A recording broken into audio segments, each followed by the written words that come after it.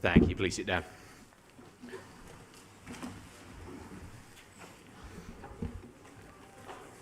Good evening, everybody. Welcome to this evening's full council meeting.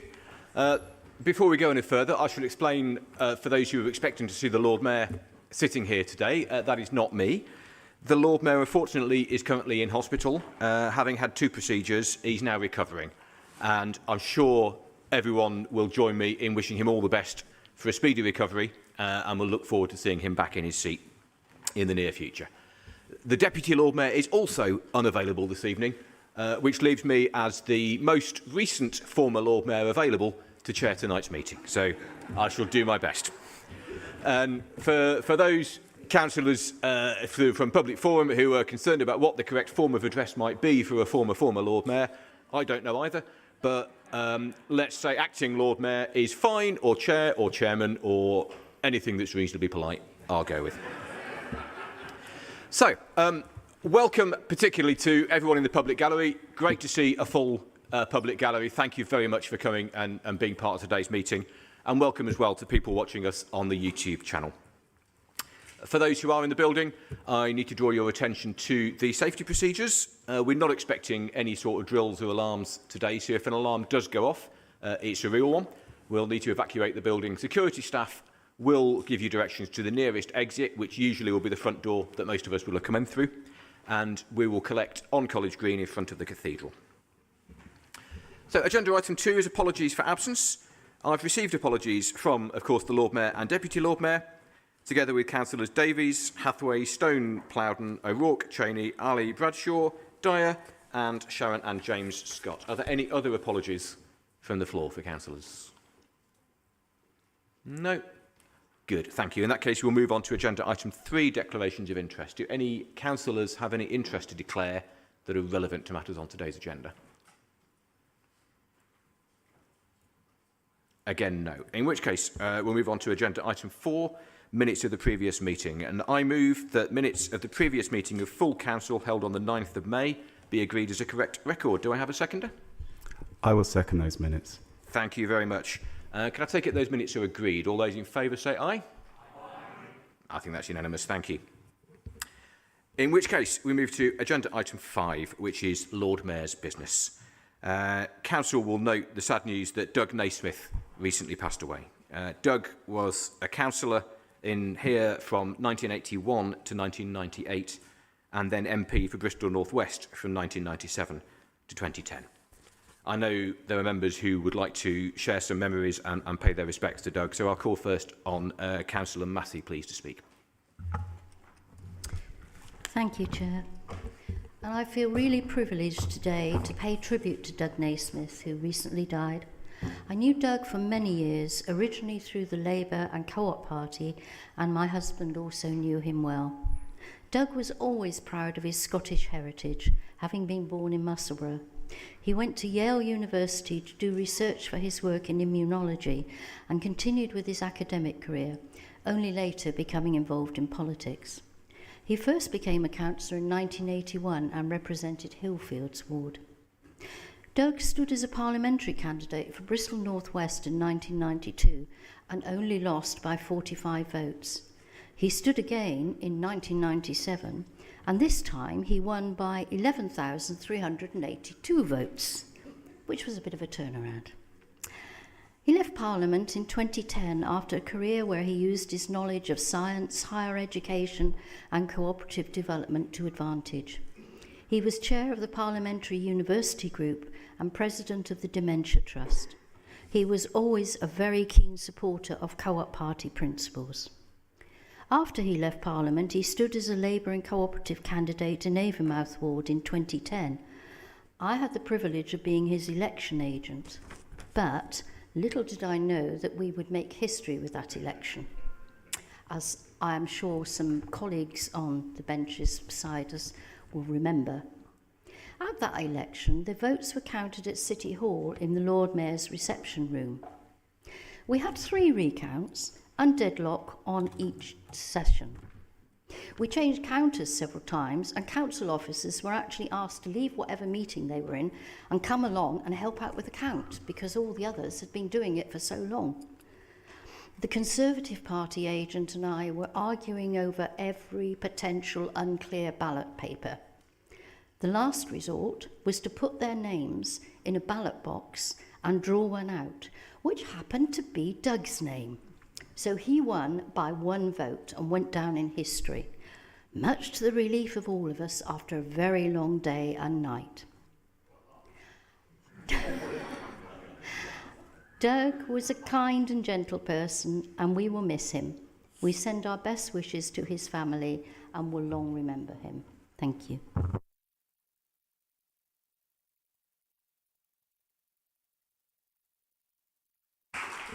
Thank you very much. I now call Councillor Holland to speak. Thank you very much, Chair. Chair Steve, Chair. I just wanted to add a few words really to what Brenda has said about Doug. And I suppose that my story is the tale of two Dougs, because when I was first elected in 1991, Doug was the Chief Whip of the Labour group. He was the Chief Whip. The leader at the time was Graham Robertson. They shared Hillfields ward, so Hillfields was quite the centre of power in the Labour group at that time. When I tweeted about when I heard that Doug had died, I put that he was a fearsome Chief Whip, and a couple of people, I was contacted by loads of people anyway about Doug going, but a couple of people said, "Are you sure you mean fearsome?" Yes, I meant fearsome. In those days, the Chief Whip, I defer to our current Chief Whip, current Chief Whips, with a Labour group of over 50 members. I can see why, in retrospect, Doug had the reputation that he had.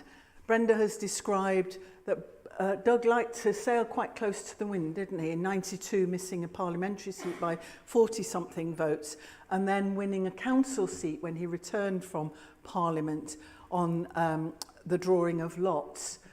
But as Brenda has said, fearsomely proud of his Scottish roots, very, very proud of his association with the university, and very proud of his reputation and his activity in the Co-op Party. Some of the comments that I've had back from Doug date back to councillors who were around in the 90s and remember him then. And it's been great actually to relive some of those memories of Doug with those people. As Brenda said, when he came back as a councillor, he once said to me at the time, "It's much more difficult being a councillor than it was in the 90s. I did remind him that when he was an MP, he had an office full of people to help him with all of his casework. And as we know, as ward councillors, we do that ourselves. But Doug, we remember you with great affection. And that second Doug is the one that I love to remember, actually, a great friend and supporter of the Labour group. Thank you.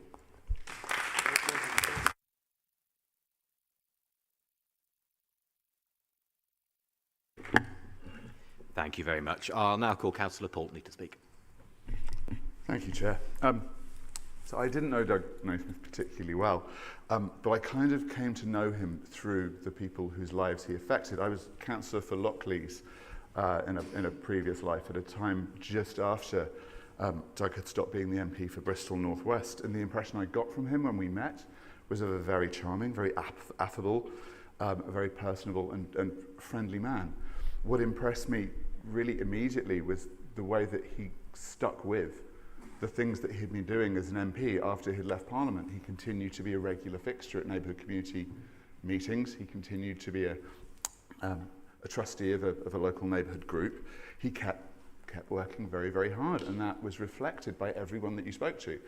I'd spend the next year, I think, really slogging away on the doorsteps of Bristol North West, trying to win votes from a group of people who were mourning the loss of an MP who clearly served them phenomenally well as a very, very hard-working and very conscientious Member of Parliament. Others have commented on the just unusually luck-strewn ballots that he came into contact with, but my biggest memory of that was being grabbed, I think, by Councillor Kent in the middle of a count and just told, "Oh, Avonmouth looks a bit tight." and little did we know just how long that would last for. And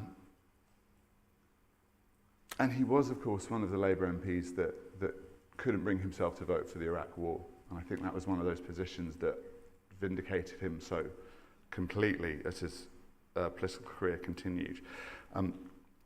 He was a very hard-working constituency MP. He was a very conscientious and thoughtful councillor for Avonmouth, and he cared. You could tell just from talking to him very deeply and very fundamentally and with a great compassion for the people he represented. And it's a great loss to the city that we no longer have his wisdom and intellect.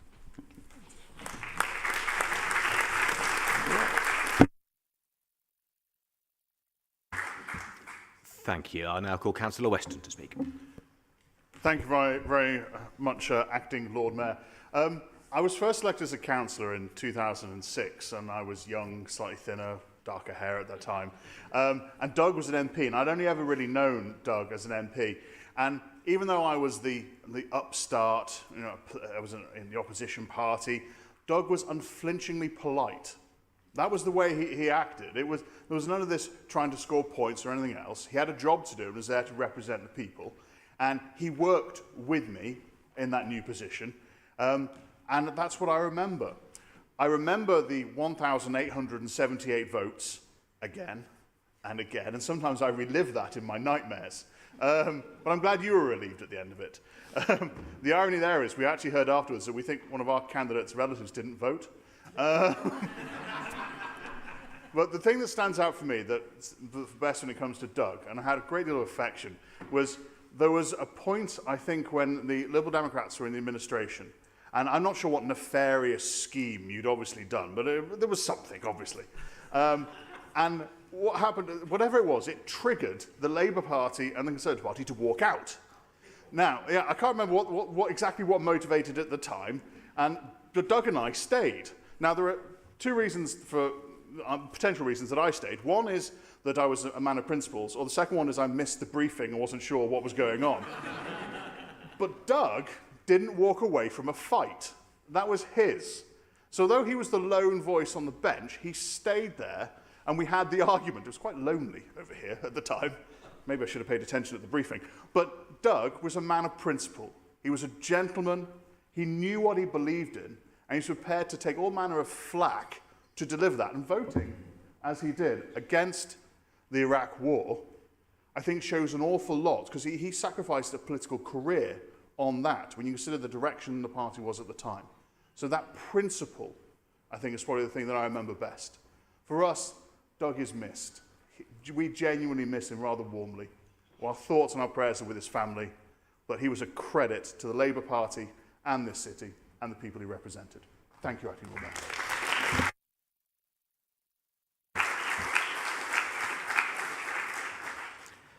Thank you very much. I now call on Councillor Kent. I know, you keep calling all the old buggers in the chamber. Yeah, but you can. So Doug first stopped being a Bristol councillor about a year before I joined this fine institution, or first joined this fine institution. And clearly he did have a deep impact upon the council, as I often heard him referred to by councillors and officers, and got a bit of an idea of what Doug was probably like. As we've already heard, Doug did quite like close election results, and in 2010, when he rejoined us, he was the only councillor who could actually boast that he won by a lot. Oh, I'm glad you laughed at that, because when I wrote that, I was like, is that actually funny? No, it was very polite laughter. I do remember the big walkout, just like you. And I have no idea what it was about. I don't know if anybody from Labour can remember either. But, those were fun times. I mean, after 2010, when Doug rejoined us, the Doug Naismith I met was quiet, he was thoughtful, he was collegiate. He was completely different to the reputation I'd heard about previously, a completely different character. And I just have a feeling that people just misunderstood him in the 80s and the 90s. And actually, this nice sort of grandfatherly figure that turned up was the real Doug Naismith. Anyway, my memories of him are all very warm. On behalf of the Lib Dems, I mean, we just want to offer our sincere, heartfelt best wishes and our sympathy because, I say, the Doug we met was a really friendly, nice guy, and it must have left a really big hole for his family, his friends, but also for his colleagues. Thank you.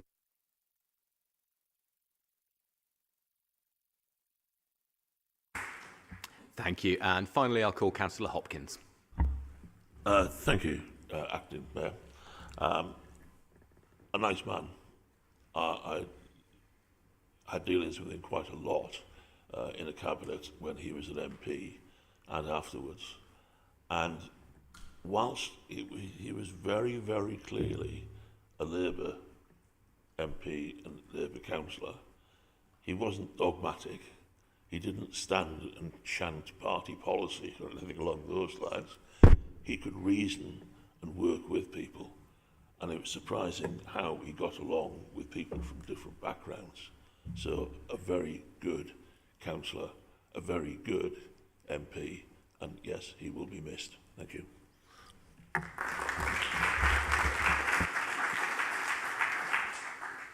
Thank you very much. So I'll now invite everyone to join me in standing for a minute's silence in memory of Doug. And members may also want to note today is the 11th of July, also an anniversary of the Srebrenica massacre as well.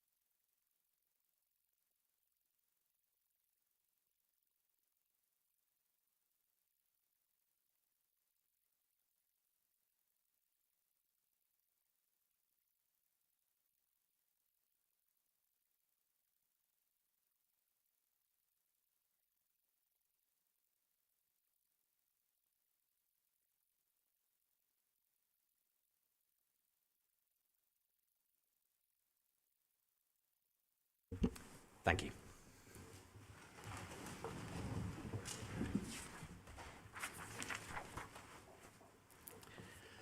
Right, we will now move on with the agenda. Agenda item 6 is public forum. We have 30 minutes allowed under the Constitution for public forum, which is split roughly into 15 minutes for statements and 15 for questions. Details of all of the statements and questions that we've received have been published on the website. We've received a total of 55 public statements, and from those, 12 people have indicated that they intend to be here today to speak to Council about their statements. So I will call, first of all, those 12 people in the order that statements were received. At the end, if we have any of the allotted 15 minutes left, there'll be an opportunity for anybody else who has entered a statement to be able to speak to it as well. When you're called, there will be a 1-minute time limit to address Council about your statement. Now, all of the statements have been received. They've all been distributed to councillors. People will have read them. So you don't need to read your statement in full. I'd advise you to use that 1 minute to summarise and pull out the key points that you want people to be aware of. You will note at either end of the bench here, there are little traffic lights. When you start to speak, the green light will come on. As you get to 45 seconds, with 15 seconds to go, that will turn amber. When your minute is up, it will go red. And I do ask you, please, if you see a red light, please do stop and allow time for other people. And I will be reasonably strict in enforcing that because there are quite a lot of people that would like to speak tonight.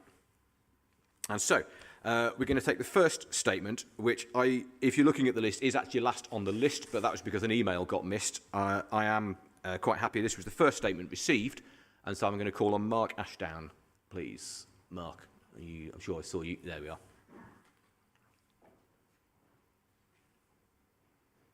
Mark, you have 1 minute. Thank you.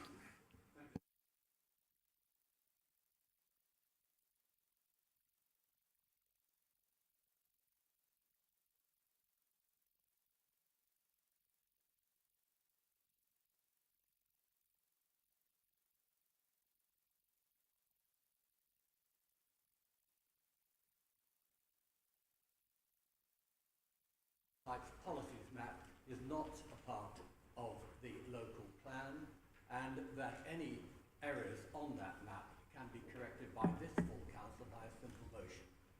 Mark, sorry to stop you. I'm not sure your microphone is working. So there's a couple of people in the chamber that are struggling, and anyone on YouTube won't be able to hear. Would you like me to start again? I'm more than happy to do so. Are we... It's working now. There we go. Yeah, please carry on, Mark. And if you restart, and then people watching remotely will be able to hear what you're saying. Thank you very much.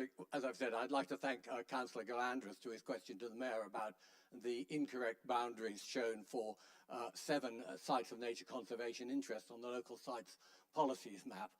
Unfortunately, the Mayor's response was incorrect. His officers should have advised him that the local sites policies plan map is not part of the local plan, and therefore it can be amended by this council by a resolution. There are 7 sites which also have site allocations on them for development, and each one of those shows an incorrect boundary, as a consequence of which, unfortunately, some sites have been damaged. So what I urge this council to do is to consider bringing a resolution before it to resolve these errors in the local plan policies map. That is where the error is, not in the local plan. Perfect timing. Thank you very much. And I'm now going to call Sian Ellis-Thomas. Sian, there we are. So this is public statement number 2 on the list on member complaints. Sian, you have 1 minute.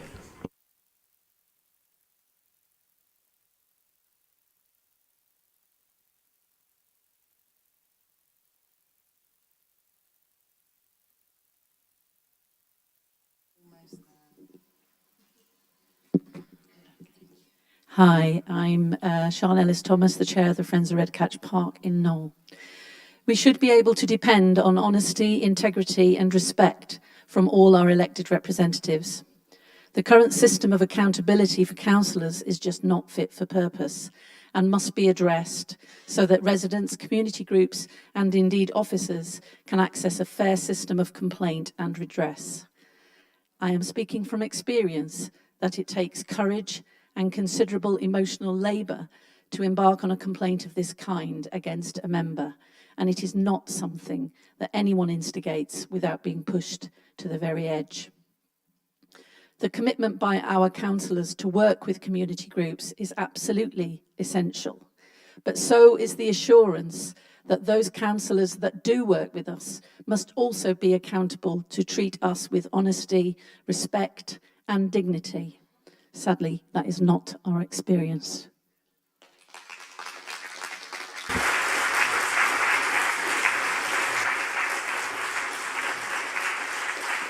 Thank you. Thank you, Sian. The next statement is Rachel Fagan. It's public statement number 10 on the list. Rachel, welcome. You have 1 minute. Thank you. You have all read the questions members of our equity branch and the artistic community have sent in, and my statement in support of them is resolute. Despite the misinformation being given to the press and other councillors about how all arts organisations are being given interim funding, we know this is untrue. Theatre Bristol has now announced it is no longer financially able to continue due to the delay in funding.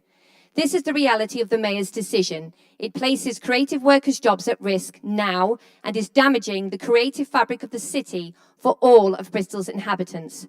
The council has a decision to make. Are you going to let this financially destructive lack of decision-making for all the arts organisations across the city stand? Or are you going to inspect why these decisions have been delayed, why a new procedure has been invented, and who this new independent panel will be? Why not run the 2023-27 arts funding process as launched and then seek to change it in the future? The city's creatives are in despair. No delays, no cuts. Restore arts funding.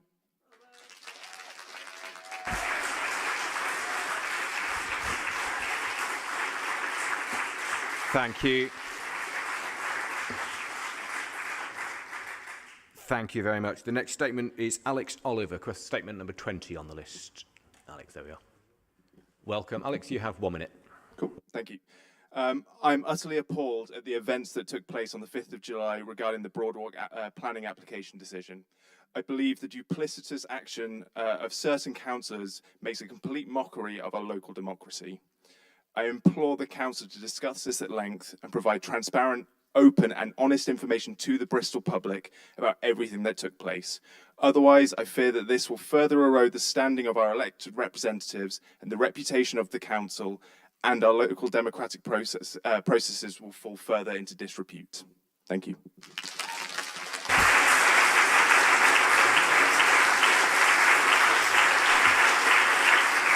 Thank you. Thank you very much. The next statement is from Anna Fry. Anna, hi Anna. This is public statement number 21 on the list. Anna, you have 1 minute. Hello. I give the following statement about the Silver motion valuing the community sector. Speaking frankly, I think this motion is very odd. It proposes absolutely nothing useful for the community groups the proposing councillor claims to support. And I think it's likely that some of the community groups view that motion's praise for them with very mixed emotions, after the proposer has a history of claiming the credit for much of the hard work carried out by these said community groups. This motion appears to be a shameless party propaganda effort from the KNOWLE Community Party that is designed entirely to distract from complaints made against the proposer. I believe that the groups deserve a lot better from their local elected representative.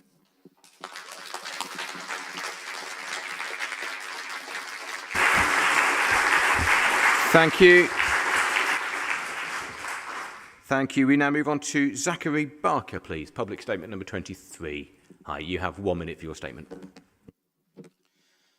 Bristol City Council Development Committee's U-turn on the decision to allow the Broadwalk Shopping Centre development to go ahead was a great betrayal of the people of KNOWLE.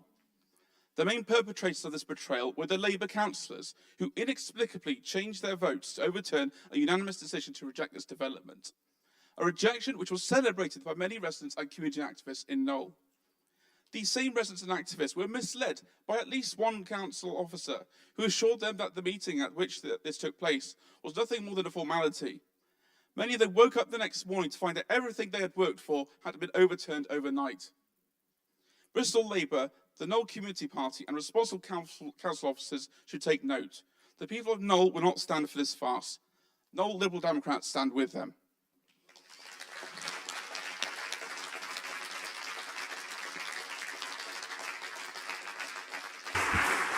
Thank you very much. The next statement is from Helen Evans-Morris. Helen, this is statement number 26.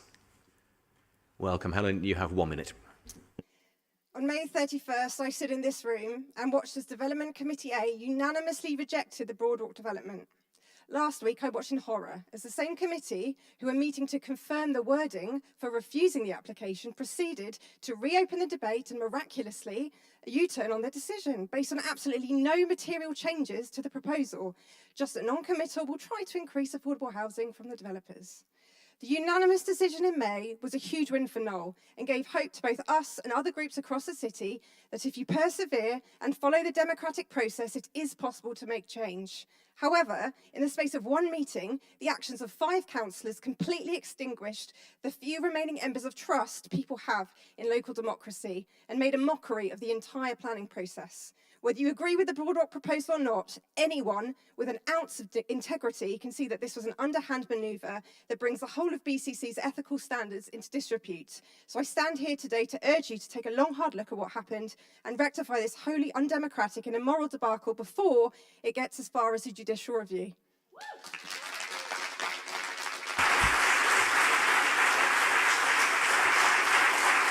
Thank you very much. Thank you. The next statement is from Mike Sadler. This is statement number 35. Mike, are you there? Doesn't look like it. No, in which case we'll move on to Laura Chapman, please. This is statement number 38. Hi, Laura. You have 1 minute for your statement. Okay, thank you.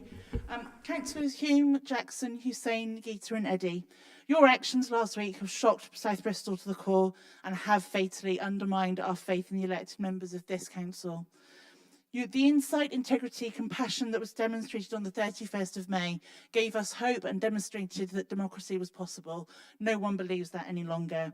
Your U-turn was a gross subversion of democracy. It was a clearly coordinated coup d'etat and showed utter disrespect to the authority of the Green and Liberal Democrat members of the committee. Your actions cannot be justified despite your poor efforts to try and do so. We know that none of the material considerations have changed. You had throttled the debate deliberately by only allowing the heads of each group to speak, and this agreement was achieved deceitfully. If this council does not fully investigate, you will never have Bristol's trust again, and our judicial review will have the full force of all of Bristol behind it.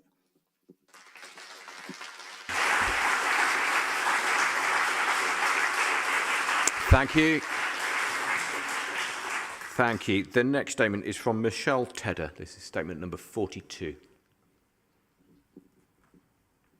Welcome, Michelle. You have 1 minute. Thank you. The unanimous decision of 31st of May rejected the application on Broadwalk on grounds of density and height. The committee, in line with the majority of local residents, concluded that the proposed development would have a significant detrimental impact on the community. The sudden change in the views of several committee members on the 5th of July raises serious concerns about transparency of the process and also whether new information, including meetings that had taken place with developers, should have been included in the officer's report and relevant documents put on the planning portal. We were informed that the meeting on the 5th of July would be to ratify a decision already made on 31st of May. There's no precedent for a U-turn on a major case such as this. Residents can and do rightly expect a fair and transparent process and are seeking answers to questions. We'd like to know the reasons behind the votes of the members who changed their minds. We wish to know exactly what information was shared between officers, members and developers during the process. I believe there should be a review of the whole process and the progress of the application should be suspended until the local community has a chance to consider the facts. Concerns about the democratic process and sense of trust in the council and planning systems mean an investigation is urgently needed. Thank you.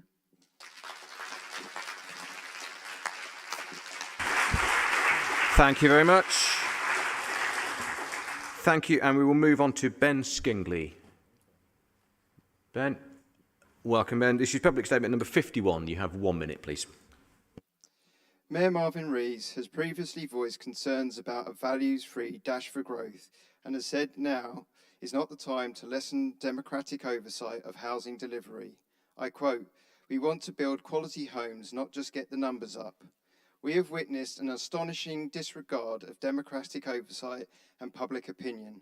Councillors of the same political party whipped into changing their vote to enable the mayor to meet his numbers. This development is only about numbers, and none of them add up to serve the people in it or around it. They only serve the developer's margins and the mayor's CV. It is such a tragedy that the Bristol Council doesn't have the confidence to regenerate for the long term and elevate the city. This development ticks a lot of boxes, but its scale and density are oppressive and inhumane."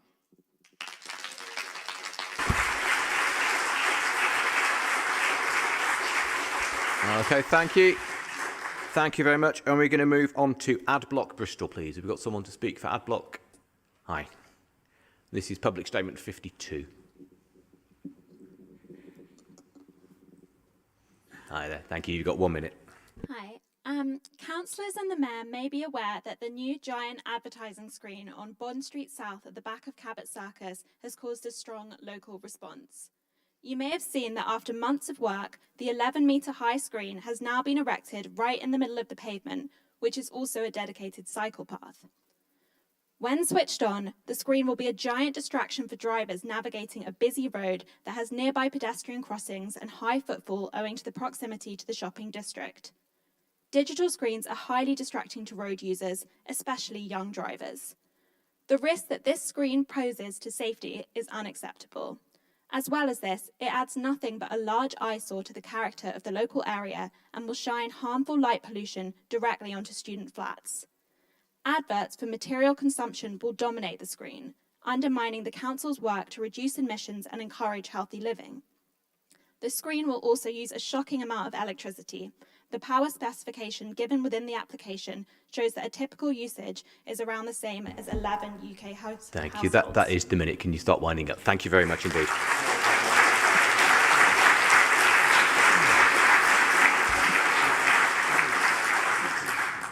Right, that concludes the statements that we've received. We're going to move on to deal with questions. We've received 29 questions, and from that, 9 people have indicated that they intend to be here to put their questions verbally.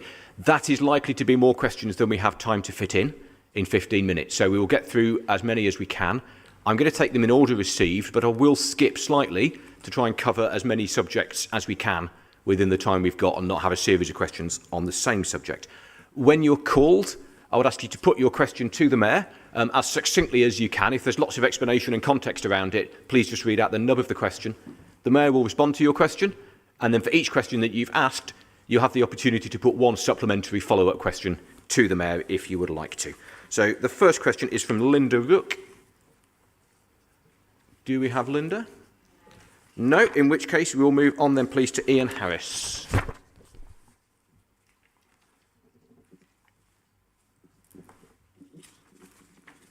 Ian, if you could just put your question to the Mayor, please. Thank you. Given the way that the One City plan celebrates the vital role that culture and the creative industries play in the lives of Bristol people, its economy, and in terms of its international reputation, why did you instigate a lengthy delay to the original decision deadline of October 2022 for the BCC Cultural Investment Programme? We made a decision in Cabinet in 2020 about the way we wanted that process to work. Unfortunately, the officers followed an old process rather than the one that we'd agreed on.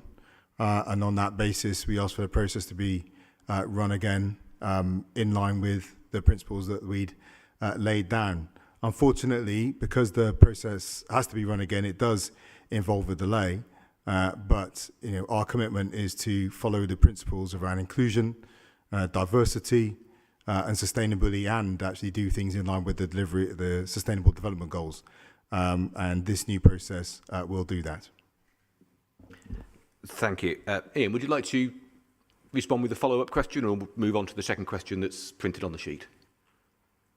Are you able to give any more detail than that? Well, other than to say that what we agreed in 2020 was to have a group of people from the cultural community come together and cast an eye over the decisions and help us work through that process. I mean, one of our real concerns about the old process was it was very opaque. So when you look at the scores that different organisations received, some organisations would receive high scores and not receive funding. Others would receive lower scores and get funding. So there was no real transparency over how those decisions were actually being made because of the opaqueness of the process and then it being made in rooms in the council.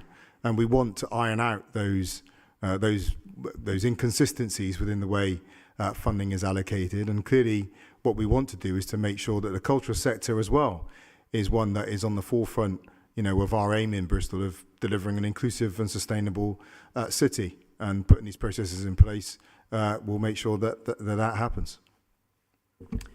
Thank you. Ian, you had two questions on the sheet, so do you want to put your second question to the Mayor?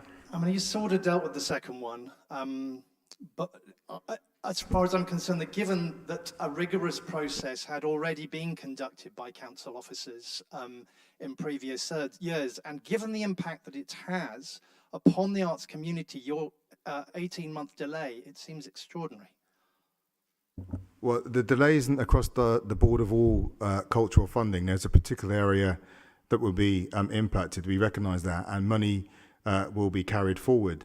But I guess our contention was that is it a rigorous process? If we have a process that we think lacks clarity, in which the scores do not necessarily align to the funding decisions that are being made, and hasn't necessarily included the city to the extent that we would want it included, that needed to be changed. The fact that the process was run on the old guidelines and not the ones that we as democratically elected leaders had asked to be put in place was an issue, and one that we have to correct. We don't want anyone to be challenged financially. I think as a city in the face of wicked financial challenges, we've invested heavily in the cultural sector. And not only have we done that, but we've brought cultural sector into city leadership in a way that hasn't happened before through the One City plan and the, and the Culture Board. But nonetheless, we think it's really important to be on top of the process and make sure that the process delivers the outcomes that the city needs right now, and that's about inclusion and sustainability and the SDGs, and to make sure that it is transparent. Thank you very much. Ian, I think that's the two supplementary questions that you've asked. So we're going to move on to question number 15, which is from Sian Ellis-Thomas, please. Sian, do you want to put your first question to the Mayor, please? Yes. Hi. Can the Mayor confirm that he will ensure that all complaints made against members are reviewed and investigated in full, including internal and external inquiries where necessary?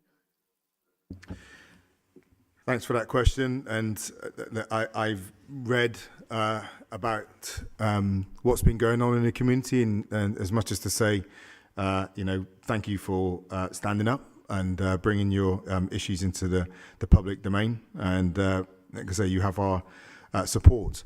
I have to be careful about the complaints process because I'm subject to it myself as well, so I'm not in a position to influence it. But what I am in a position to do is to support our monitoring officer to make sure they have all the full support of the organisation when they are asked to look at the conduct of anyone who's elected within this chamber, and to hold them accountable to the highest standards, and to make sure that they are, genuinely working cooperatively, supportively, and uplifting members of the community. Thank you. Thank you. Would you like to ask a follow-up question to that one, Sean, or move on to your second? Move on to my second Thank question. you. Please do. Do you agree, Mr. Mayor, that the current process and sanctions for breaches of the Member Code of Conduct are woefully insufficient and must be made more robust to act as a better deterrent to offenders who breach the code, especially for repeat offenders where there is a clear pattern of behaviour?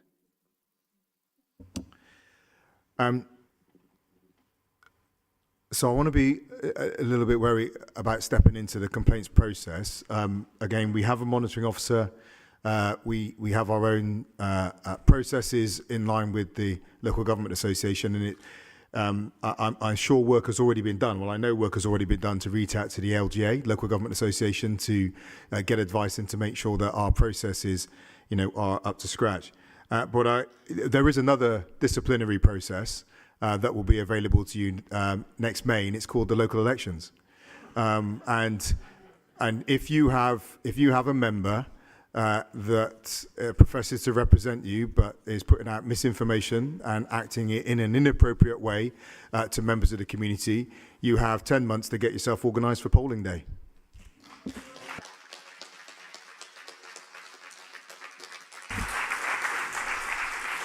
Thank you.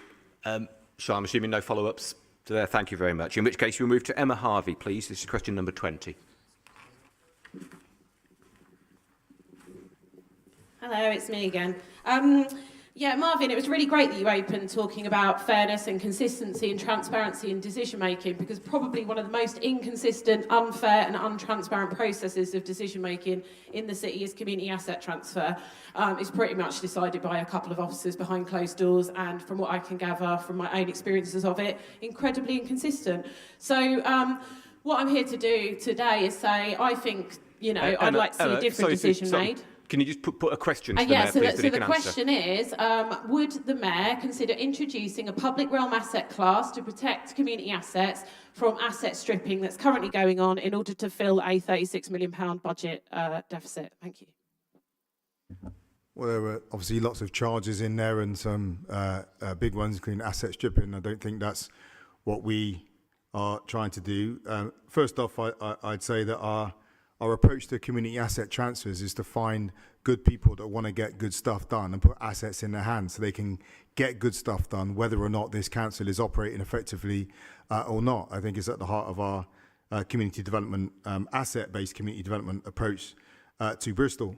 On the process itself, if you have proposals on how that process could be better, and no process is perfect, but I think we've had some really good results from our asset transfers over recent years. But if you have suggestions on how it could be made better, we'd obviously be willing to hear them and consider incorporating them in the process. And who would those suggestions be directed to? Well, you can send them directly to my office, mayor@bristol.gov.uk. And then my chief exec is next to me, Stephen, and we will, take your recommendations into the system and consider them as part of the whole review. Thank you very much. We'll move on then to Dan Ackroyd, please. Dan, this is question number 25.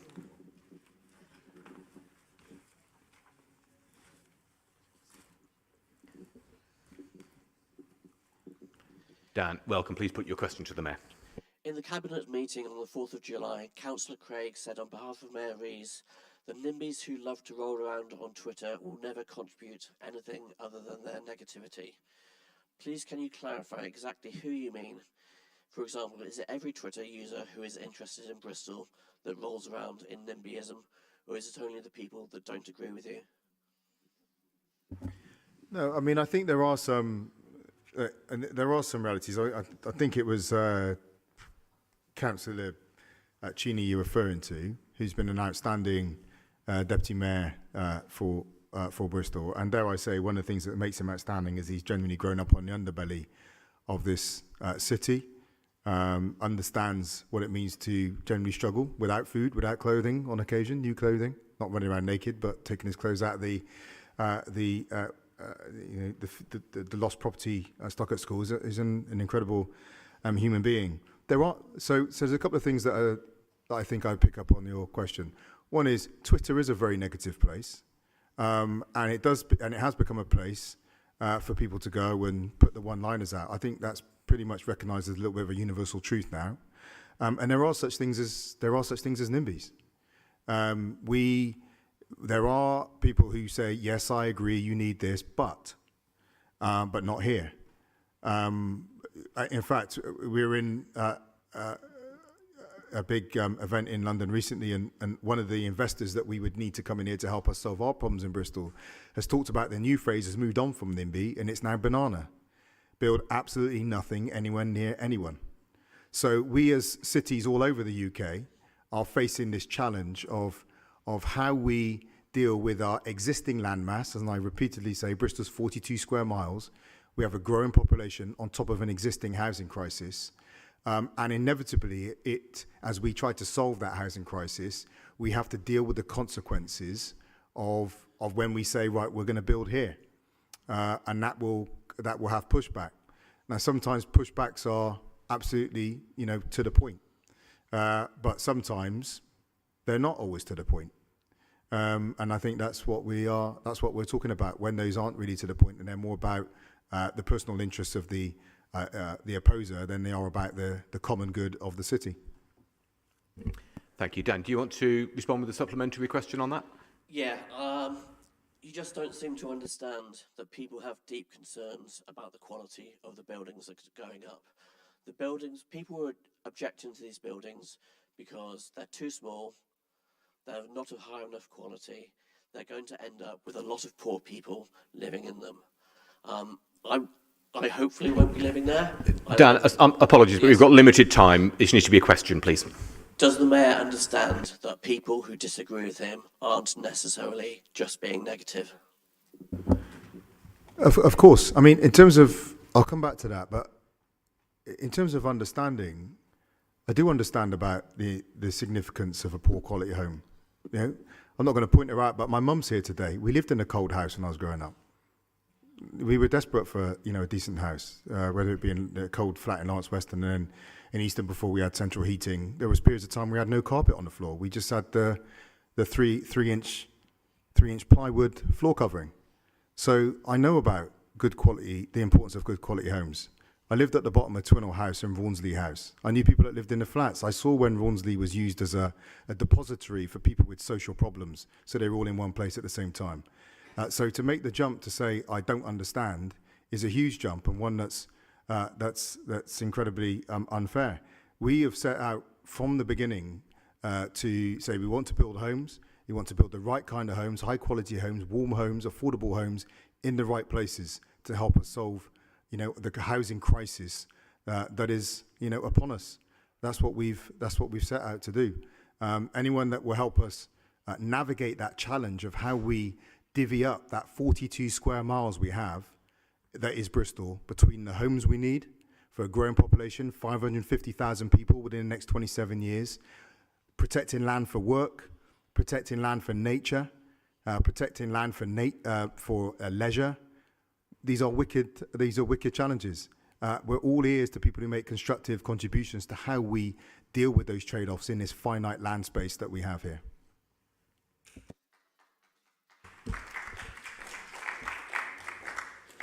Thank you very much. That, I'm afraid, brings us to the end of the time we have available for public forum. Apologies to those who are wanting to make statements or ask questions and haven't had the opportunity. As I said, unfortunately, there were a lot of people and a limited amount of time today. But thank you all for coming and for being part of the meeting. We do anticipate having an adjournment for the meeting at 8:15. So if members of the public would like to stay and see the next parts of the meeting, you're very welcome. If you are leaving, then please try to leave as quietly as possible so that we can continue with our business. Agenda item 7 then is petitions notified by councillors. We have one today, which is from Councillor Varney. So Councillor Varney, you have 1 minute, please, to present your petition. Thank you, Acting Former Deputy Lord Mayor. Thank you. My petition is entitled Stop Pavement Parking on Sandy Park Road and has been signed by 129 residents. I'd just like to share, if I may, a few of the comments from the signatories. So Mia said, I'm desperate to make our high street safe for my children. Lucy said, Sandy Park is like a gauntlet. It's unsafe for cars and worse for pedestrians. Impossible for people in wheelchairs or those with limited mobility. Please do something. Keith said, pavement parking has become a plague affecting every street and creating hazards for those with mobility or sight problems. David said, parking on the pavement on a busy road such as Sandy Park is potentially very dangerous. As a cyclist, I have seen too many accidents and close calls. Glyn said, I'm a wheelchair user and pavement parking messes with my life. Pavements are for pedestrians, not cars. All of these people and many more are demanding the council step up enforcement and find a long-term solution. Thank you very much.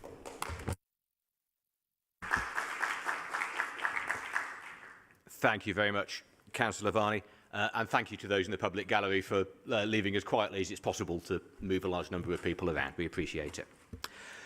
We move on then to agenda item number 8, which is the Mayor's address to full council. The procedure here will be that the Mayor will have 10 minutes to speak to council. Each party group leader will then have 5 minutes to respond, and the Mayor will have a further 5 minutes at the end to respond to the responses and wrap up the debate. So, Mary, so you have 10 minutes. Thank you very much, Chair. And this will be my last annual address, and so I want to take the opportunity to thank all the Lord Mayors I've worked with over the last 7 years.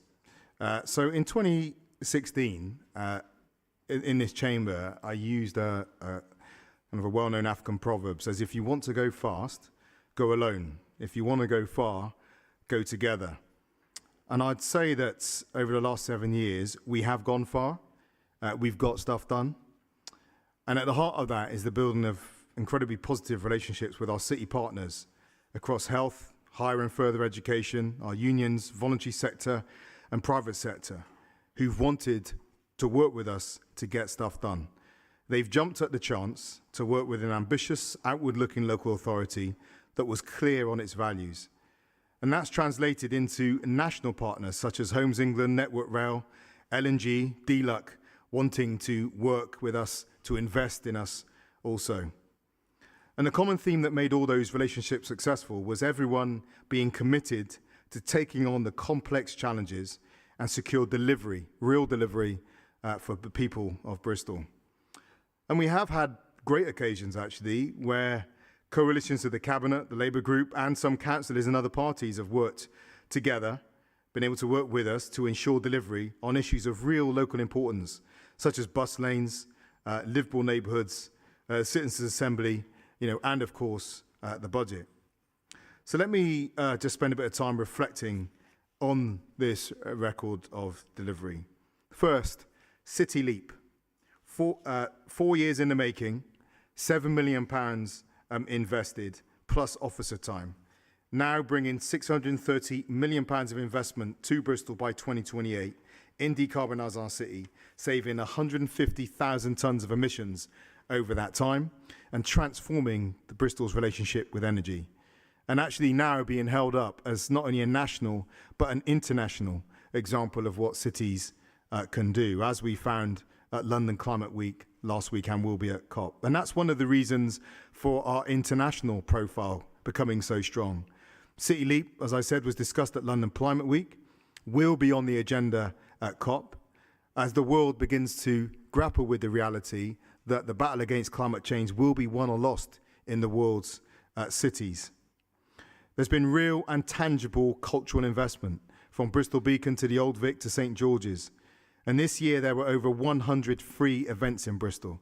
And we've had the growth of our festivals, including the return of St Paul's Carnival, which many have heralded as one of the best they've attended. We've invested in children and young people. We've new schools, the Trinity Academy in Lockleys in 21, Elmfield School for deaf children, the Oasis Academy, Daventry Road, and Oasis Academy, Temple Quarter on Silverthorne Lane, next to the feeder, and on the park site in Knowle West.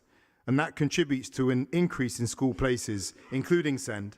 And of course, we have the Youth Zone, which represents a major investment in young people in South Bristol, but one that will be available to young people right across Bristol. As was raised earlier on, we have the Clean Air Zone. And that is the result of both a moral and a legal requirement to deliver compliant air in the shortest possible time.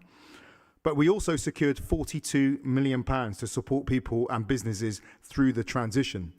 And it's a phrase we've brought to bear in Bristol that the environmental movement have needed to catch up on, and that is a just transition, not disproportionately impacting the most vulnerable people as we go through the transition we must with our economy.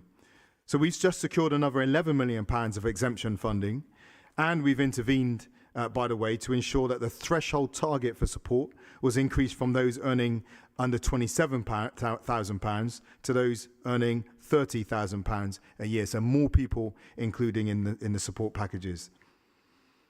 Public health interventions alongside the Clean Air Zone have included the way we navigated the COVID pandemic, supporting our communities, supporting them with food, supporting our children facing digital exclusion, and working with the NHS to roll out vaccines.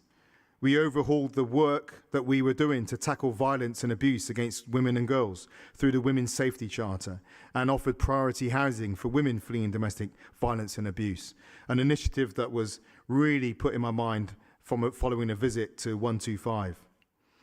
We've made numerous transport interventions, such as closing Cottam Hill, although I think lots of people are trying to claim credit for that right now.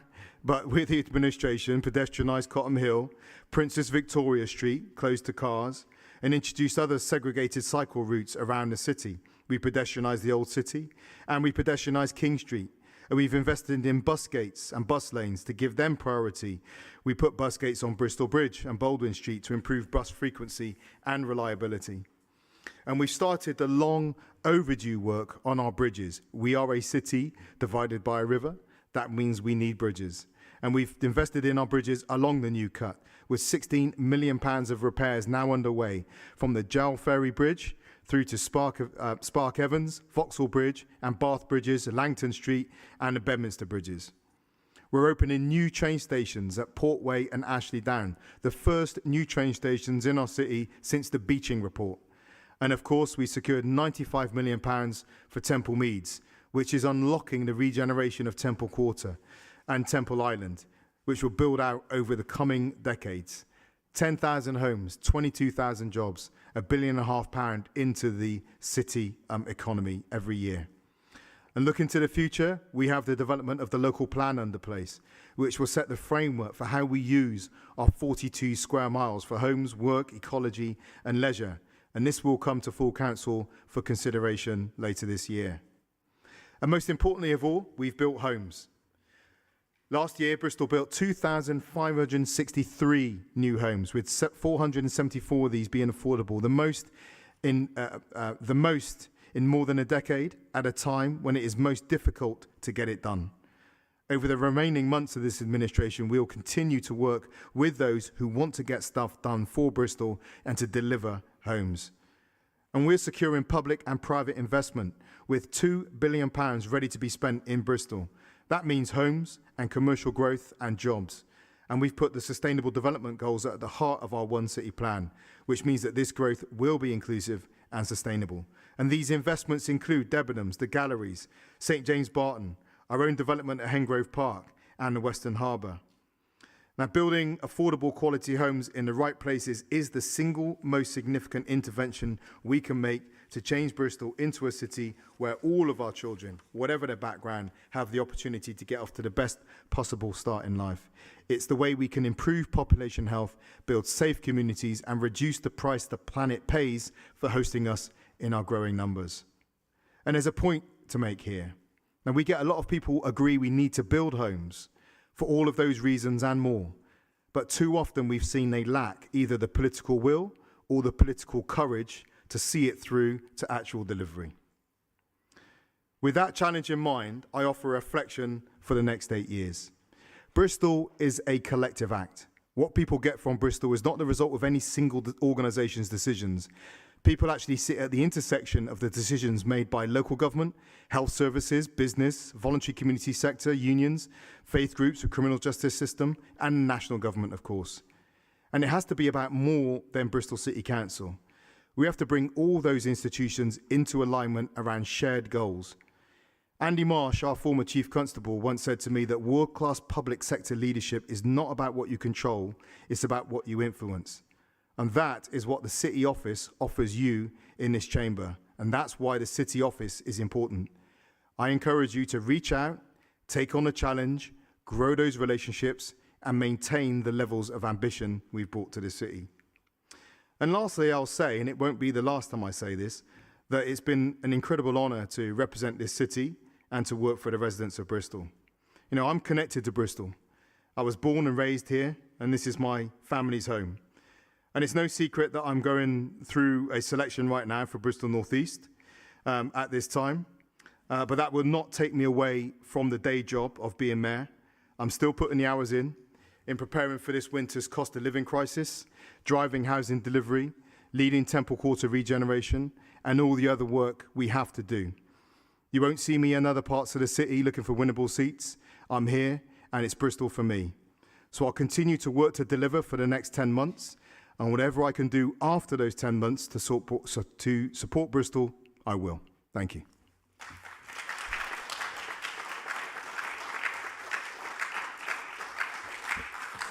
Thank you. Thank you very much. I'll now call on Councillor Edwards to speak on behalf of the Green Group. You have 5 minutes, Councillor Edwards. Thank you, Chair. And thank you to the outgoing Mayor for his final speech, and good luck in your MP future. So, because of that, I'm going to focus on the future. This time next year, we're going to be in a committee system, and more people voted for a committee system than they did to have a city mayor. So that is a mandate from the people of Bristol to do something different. And subsequently, I mainly want to address the councillors here in the chamber, because they will be here, and I'm sure that they want to make the committee system as much as a success as we do. I hope for the rest of the year and beyond, we can start to put aside some of the politicking and negativity and bickering between parties to make that work. We have more in common than divides us, and we owe it to the people of Bristol to work hard at working harder together. I was really impressed recently when members from all parties came together at Yew Tree Farm to support from the ongoing threat of a council error. And I'm continually impressed with the way the committee model working group are tackling the huge challenge of designing a new democratic system. It can work if we're ambitious to do so. And we hear a lot about ambition in this chamber, and we Greens are ambitious too. And we have to be, because of the scale of the issues facing us. Transport, education, affordable housing, and the huge challenges around climate change and loss of biodiversity require ambitious thinking, ambitious, practical, and collaborative. In transport, Bristol is lagging behind other core cities. It's one of the main grumbles that residents have about this city. They want to be able to get around safely, easily, and affordably, while trusting us and WECA to make sure transport is clean and sustainable. Unfortunately, so much time and money has been wasted on dreams of an underground instead of actively pursuing more realistic and workable solutions. We look forward to seeing the published comparison of all mass transit options that we called for last year to see what that solution might look like. We as Greens want to get Bristol moving again, walking and wheeling, as well as working with WECA to improve access to buses. And our golden motion this evening is calling for another ambitious objective. What could be a better ambition than to aim to have 0 deaths on our roads within the next 7 years? If we achieve this, as cities like Oslo have done, what a thing we could be proud of. And I hope everybody will support that this evening. And we do have ambitions for housing. Our ambitions acknowledge the cost of living crisis. Rather than just building quick, cramped and high, we understand that we need the right homes at the right place, at the right price. And I agree with what the Mayor has just said. We need affordable social housing that is fit for the future and creates not only homes, but new thriving communities with enough amenities to support them. And we also need rent controls and to support the renters of Bristol who year on year are squeezed out of the city. The developments, we need to talk about this. With more and more people being priced out of Bristol, we have to prioritise affordable housing. Why should we put up with or even encourage developments that fall so short of our own affordable housing targets? The developments approved today will determine our city's future. Any that aren't fit for the future are just setting us up for disaster down the line. All individual members on planning need to be able to hold developers to account to uphold the values of this council. Planning should not be a rubber stamping exercise for developers' ambitious projects, nor a place to score points. It undermines a process where members, regardless of party, should be able to vote without predetermination. City Leap was mentioned a few times and in Members' Forum. We have championed it at every briefing. Scrutiny is not opposition. Which brings us on to the final thing, which is no Green Party speech would be complete without reminding the Council that in 2018 we brought a motion for Bristol to declare a climate emergency. And 5 years on, we have to ask, are we still treating it like an emergency? Is it at the forefront of all our decisions? Environmental justice and social justice are two sides of the same coin, and so framing everything we do around those two values benefits everyone. That requires real ambition. And as we work towards a future under the new committee system that Bristol voted for and is hopefully very excited about, Greens will make sure that we don't lose sight of this. Thank you.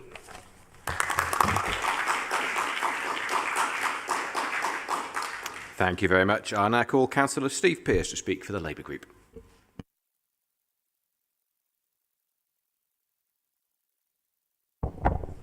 Thank you, my Deputy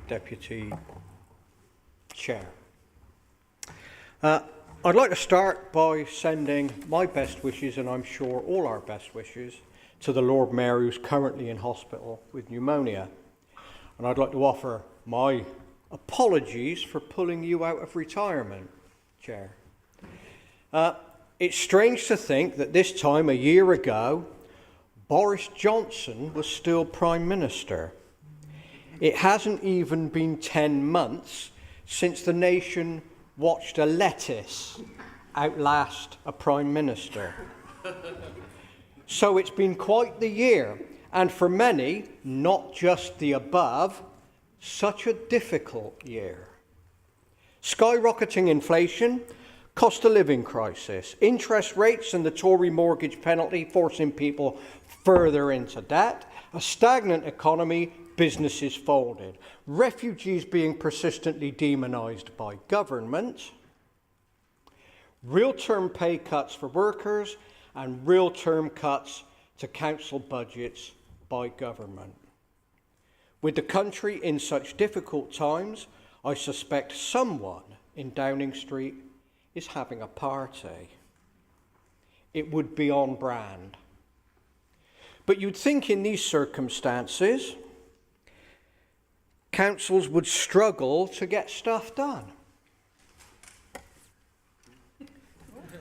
Au contraire, mon ami. Here's some highlights since the last time I blessed you with a 5-minute speech. Here we go.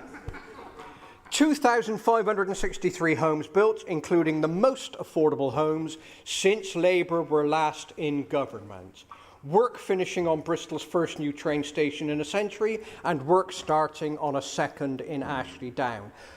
The only UK city to win funding from Horizon Europe, Funding secured and work started on the regeneration of Philwood Broadway. Finished the first stage of Southmead's community-led regeneration with funding allocated to stage 2. Green light given to Ashton Gate Sporting Quarter, bringing another 4,000-seater stadium to Bristol.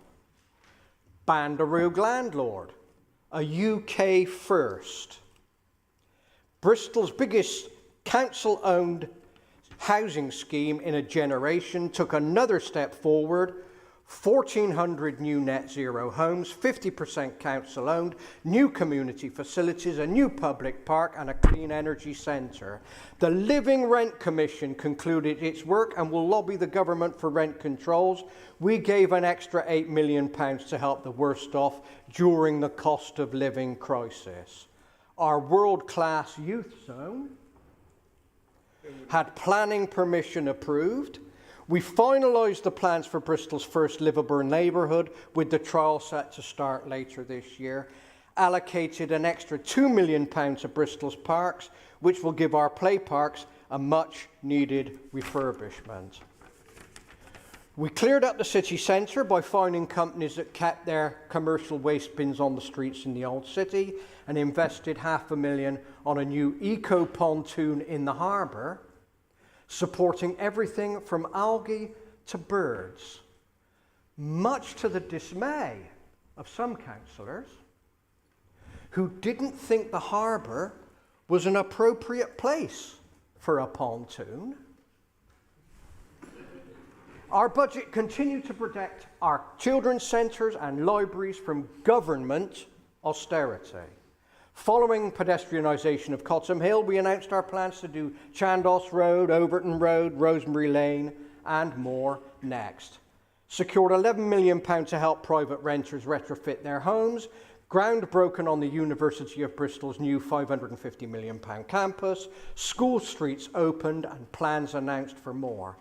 Our bid for moving traffic offence monitoring cameras at 6 dangerous junctions received permission from the Department for Transport. And we helped coordinate the opening of over 100 welcoming spaces to give people somewhere to stay warm in the cost of living crisis. Temple Quarter, 10,000 homes, 22,000 new jobs, 1.6 billion for the local economy. Capacity of Temple Meads doubling.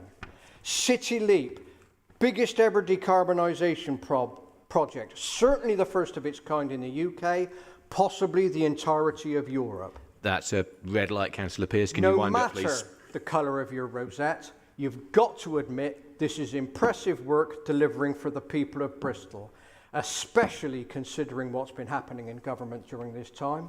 I and my colleagues are proud to have played a part in that.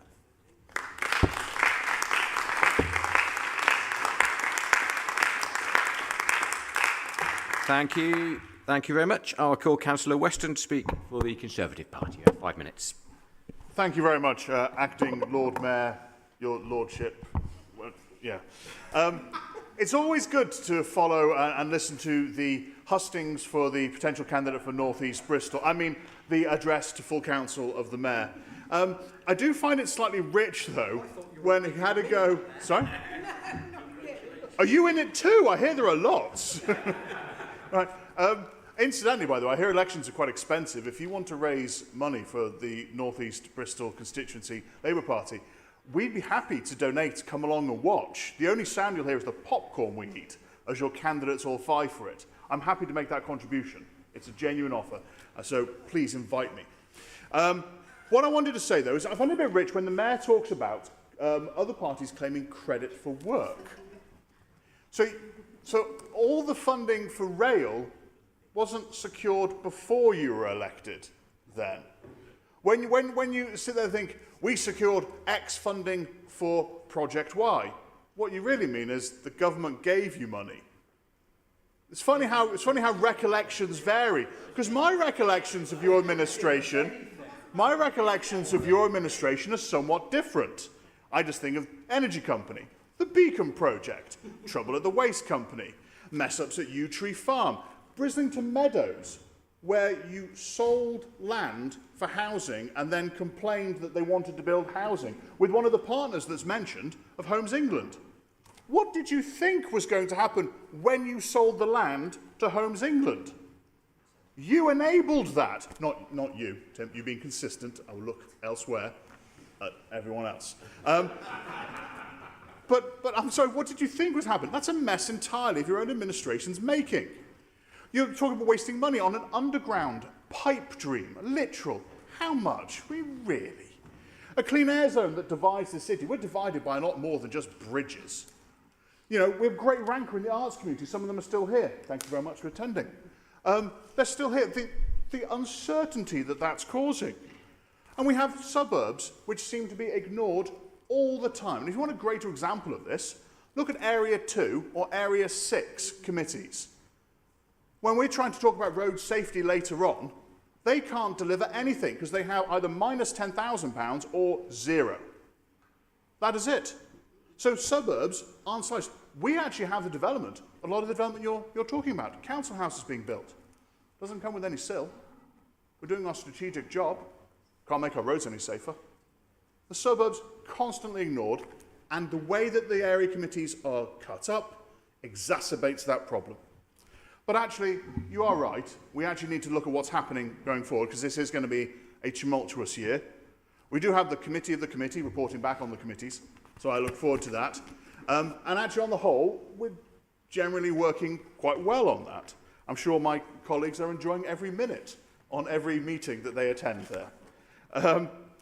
But for me, actually, one of the big challenges we're going to face comes in October. It's our Halloween surprise. We have to agree the local plan. Now, that local plan will wrap everything around housing delivery and shape our city for the next 10 years. And there'll be no guarantee. It's not going to be perfect. No local plan ever is. We could all devise our own perfect plan, but then it runs into reality. But the danger for us is having no local plan is a free-for-all. So we're going to be looking very hard at the plan when it comes forward. We've done an awful lot of work over it over several years now. And I thank Councillor Beach for leadership on that one. But it's been cross-party inputting there.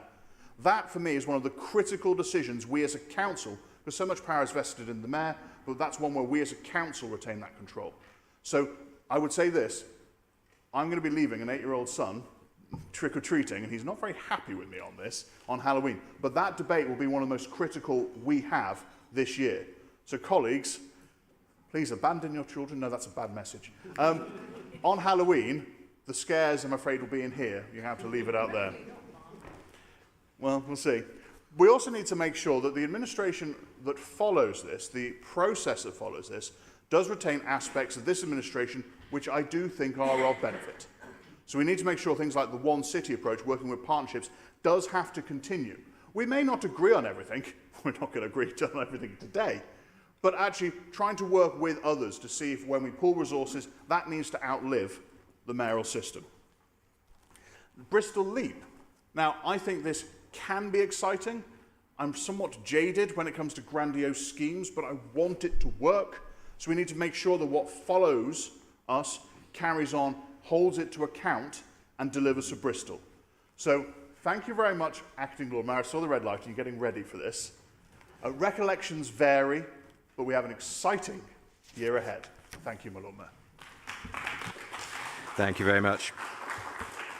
And I'll call Councillor Joss Clark to speak for the Liberal Democrat group. You have 5 minutes. Thank you, my Deputy Lord Mayor.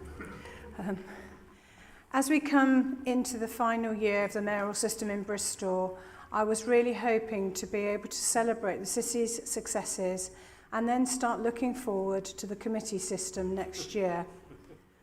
But when I reflected on the state of the city, we are looking at a city in a financial mess with strikes affecting schools and the threats of our bins overflowing as they are left uncollected. I did a quick list of promises versus what has actually been delivered. The list came out a little unbalanced. So here we have it. No arena, millions wasted on Bristol Energy, millions overspent on Bristol Beacon, millions wasted on vanity projects such as the underground system, a legacy of unpopular tall buildings. We have seen over the years the Labour administration threatening to cut services, then to campaign to save the services. And then, of course, the services get saved by the people who are going to cut the services in the first place. Foolproof, really. The only problem is that members of the public see right through this strategy and feel like the Labour Party is taking them for fools. After today's public forum, I don't think they are actually, these days, being taken in by it at all. We saw it first with the libraries. Labour threatened to close them. Then Labour groups set up a campaign group to save the library. Then the administration says they aren't going to be closed in the first place. The council tax reduction scheme is an example where the administration is getting the other parties to carry the can and blame them when the changes are implemented, when they are undoubtedly kicked out of office. Then we have a similar situation with Brislington Meadows. The Meadows get saved by the precise people who have sold the land to Homes England in the first place. Did anyone honestly think that they were going to say that that's fine, we just walk and just get walked over financially and take that financial hit? The whole debacle was to get Labour councillors elected. I would just like to say a few words about the transfer of Jubilee swimming pool. And at this point, I have to declare that I am a member and a regular user. But to any casual observer, it looks like the community have been caught in the middle of a spat, and I put it no stronger, between two people who frankly dislike each other. And the volunteers who now run the pool are in the middle, with potential funding streams being cut off to them because of personalities not working on a common cause and thriving. It's shameful to see. Coming up to date, the council has managed to descend into a state where the public have lost confidence in the planning process, with the events of last week and members reversing their decisions. The public were told the meeting was only to ratify the previous decision, leaving members of the public slack-jawed in disbelief. I recall that when the mayor came into office, he said that he was going to get things done, but honestly, the city is going to be left in a mess. And instead of a smooth transition to the committee system, it looks very much like we are going to have to sort out the mess that has been left in the current administration's wake. If I have one wish, it would be that we start next municipal year in a positive and settled way, rather than scrabbling around to sort out the messes left behind it. Thank you. Thank you very much. And I'll now call on Councillor Hopkins to speak for the Knoll Community Party. Thank you, Acting Lord Mayor. I will be brief, partly because a lot of the things I was written down to say have already been said, and quite well by others. I was involved with the Bristol Energy inquiry into that, and a shocking episode that was. Every administration, every party makes mistakes, but the crucial thing is to learn from them. And that was a classic example where nothing was learned by the administration. And when you're in a hole, stop digging, please. I think the crucial thing is, being from South Bristol, I've been surprised, genuinely surprised, as to how the people in South Bristol who are normally loyal Labour voters have not taken to the mayor's system. They have actually very strongly said, this system isn't for us, this mayor isn't for us.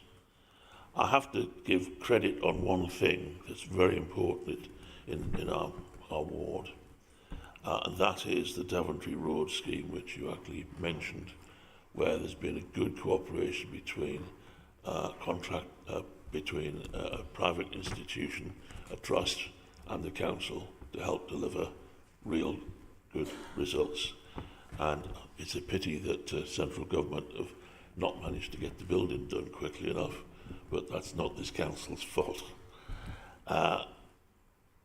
I would hope that the Mayor will work with the committee system, because there's no point in just carrying on doing exactly what's happening now, and all of a sudden we have to switch and change absolutely everything. There needs to be cooperation between the present administration and those that are going to be taking over and the system. So we don't want to be throwing everything, the baby out with the bathwater. I think that one of the most regrettable things has actually been the council tax reduction scheme, which I think I would be fairly describe as a poison pill. Quite shocking that to actually say we've got to save £3 million on this from the poorest, we're going to charge the poorest in Bristol an extra £3 million, but I'm not going to say exactly how it's done. I'm leaving that to the new administration as they come in. I just find that not a good way to behave, and it's a shocking legacy. I think that's all.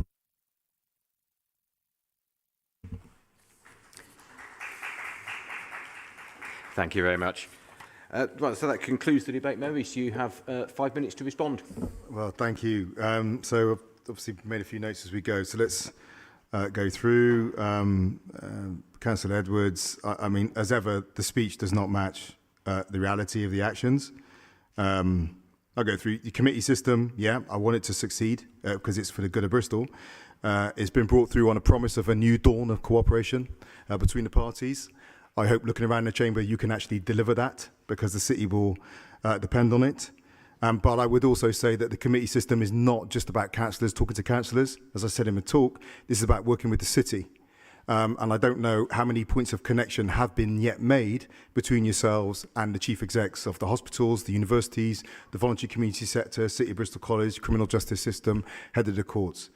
So if you have not yet, and I think you haven't, I would urge you to start doing so very quickly.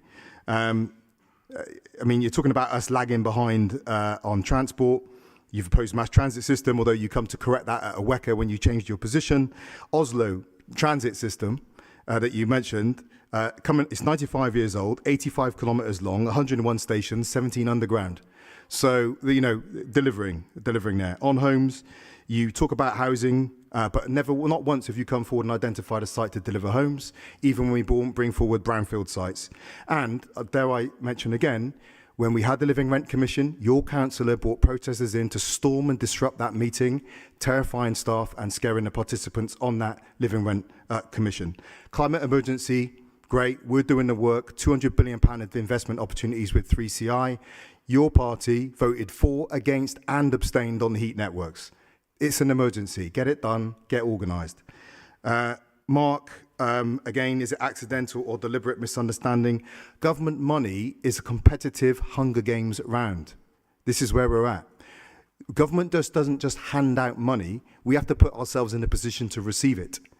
And dare I just say on what city leadership is, and it is something to take in mind with the committee, city leadership is not, here's a 95-page report from council officers, and at the end it says yes, no, abstain.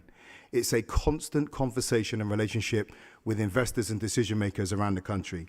We compete for that money. We put ourselves in a position to receive that money, and we've done very well in doing so. When you talk about waste, energy, Brislington Meadows, Yew Tree Farm, we inherited all that. You talked in your piece about the control you have over the local plan. Well, Brislington Meadows, Yew Tree Farm were all in for housing development under the local plan that you passed in this chamber. We've subsequently tried to sort that situation out. But you can't walk away from that responsibility having championed the power you have over that process. And in terms of ignoring the suburbs... All right, okay, thank you very much. Please continue.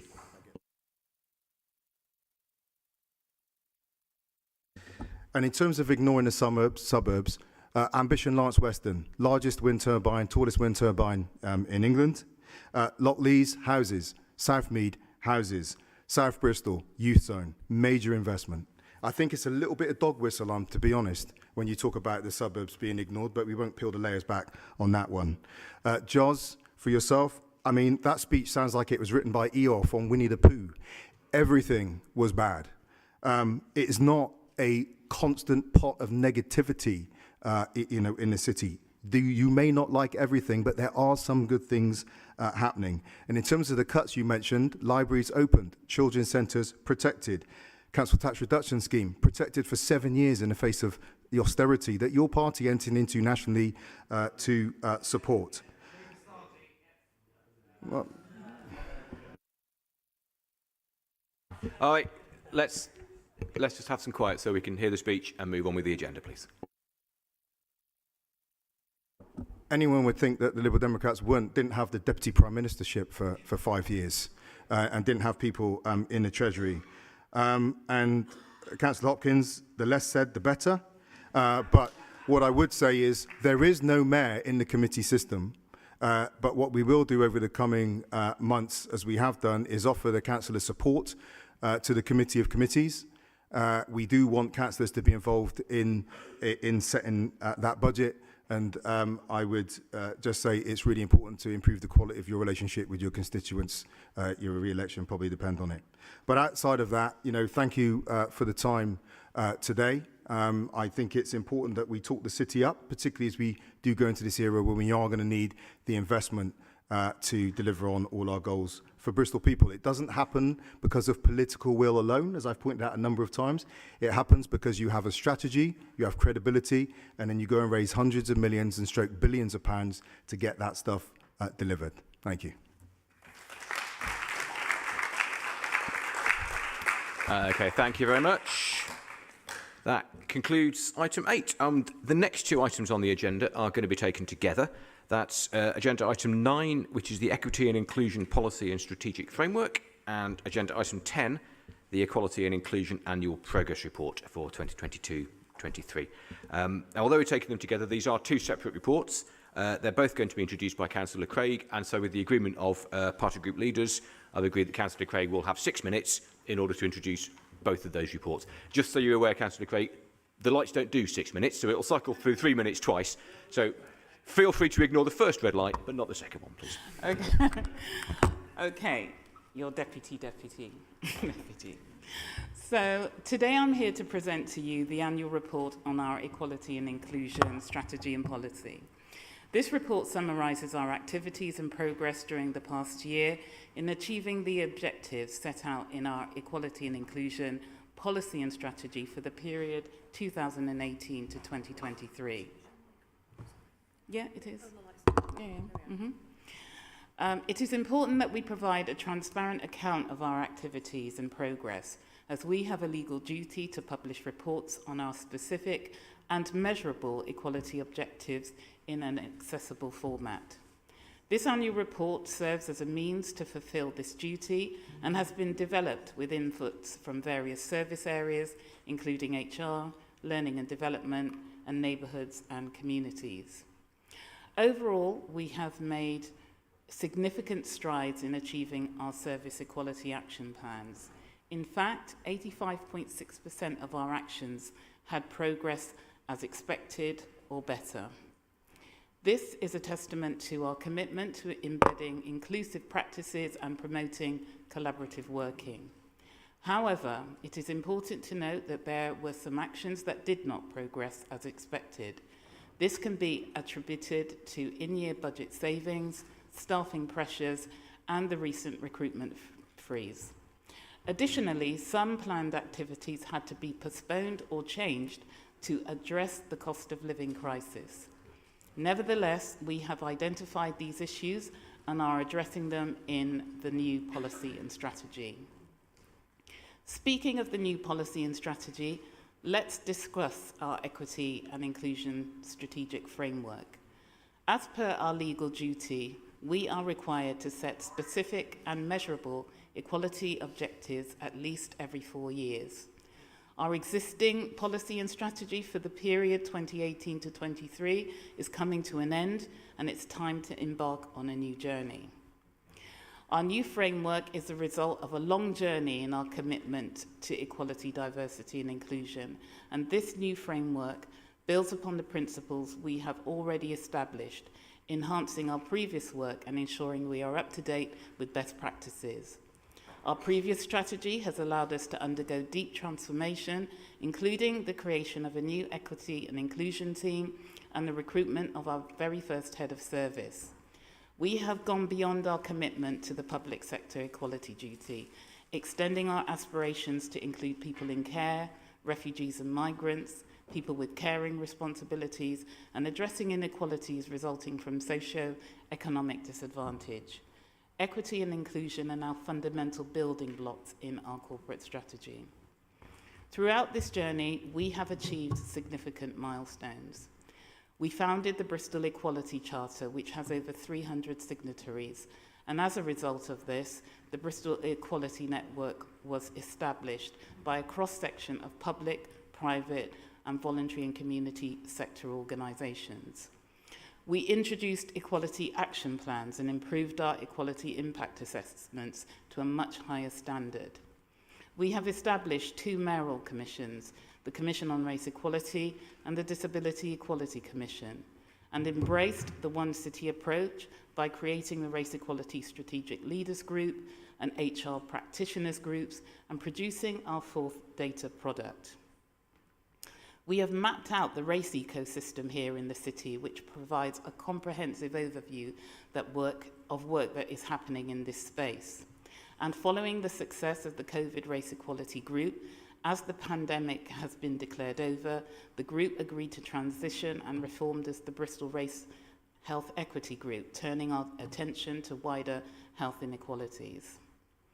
Bristol City Council has also supported the Stepping Up Leadership Programme, which has seen nearly 100 council staff out of over 700 participants successfully graduate, with nearly 80% of those participants moving into new management and community leadership roles. Additionally, we have also organised 6 Race in the City events and 2 race equality gatherings, with more in development this year and next. To ensure ongoing progress, we have developed an internal Equalities Champions network and new support structures for our staff-led groups. And I'm also pleased to say that our trans policy will shortly be approved, ensuring that this community, who are represented both within the council and wider city, are not discriminated against because of their gender. To shape our new framework, we sought feedback from stakeholders who expressed their desire for a concise and relevant document that provides clarity about our long, medium, and short-term goals. They also emphasised the need for a good balance of internal and external focus, addressing population changes and emerging challenges, and straightforward metrics without excessive complexity. They requested that we avoid duplication by referring to our workforce strategy and clarify the governance and responsibility for equality and inclusion. Furthermore, stakeholders highlighted the importance of addressing systemic organisational issues and culture and suggested a shift in language, favouring equity over equality. Taking this feedback into consideration, we have updated our objectives for the new framework, and these objectives reflect our commitment to leadership, a diverse workforce, equitable and inclusive council services, strong partnerships, and promoting understanding and tackling prejudice within our communities. Councillor Craig, I'm afraid the red light is on for the second time now, so could you wind up, please? I'm finishing. In conclusion, we have a long way in our journey towards equality and inclusion. We have made remarkable progress, but we are also aware of the challenges we face. We will continue to work diligently to address these challenges and ensure that our new policy and strategy are concise, relevant, and effective in promoting equality and inclusion within our organisation and community. And finally... I'm sorry, Councillor, you're almost a minute over time. No, you're a minute over time now. Have I actually done 6 minutes? Yes, you've done almost 7. Okay. Thank you very much. I'll leave it there. Thank you. Time flies when you're having fun. Sorry. I'll now call, please, on Councillor Francis to speak on behalf of the Green Group. And you have 3 minutes, Councillor Francis. Thank you. Thank you, Chair. Thank you, Councillor Craig, for presenting your report. The Equality and Inclusion Annual Report, Progress Report 2022 to 23, states on page 6, inclusion means that everyone is included and can join in with all that society has to offer. Inclusion does not happen by accident. It is something that needs to be carefully planned. It is about acknowledging and valuing people's differences, creating an environment where everyone feels welcome and heard, and making sure people are not excluded from opportunity in all its form. Whilst I agree, local authorities across the country are facing huge deficits and inequalities. There are poorer health inequalities for BME groups and disability groups, for example. I see the document as aspirational and not a given, whilst there remains many disadvantages across the city. For example, where people live and accessibility to social housing. Organisations such as independent artists and groups who have been forced to close because of uncertainty around funding. Communities who are struggling to understand why people are living in vans and are on some occasions, these communities can be breeding grounds for ongoing abuse of some of our most vulnerable members of society. All areas across parts of the city have no NHS dentists or pharmacies. Consider the fact that Wellspring Surgery lost its pharmacy approximately 3 years ago, whilst the on-site dentist closed possibly 6 years plus ago. Residents commented that it's a ghost town here. Some areas across the city are unable to access their GP surgeries in a timely way owing to cuts and disaffection. Black women are facing inequalities with poorer health outcomes during childbirth.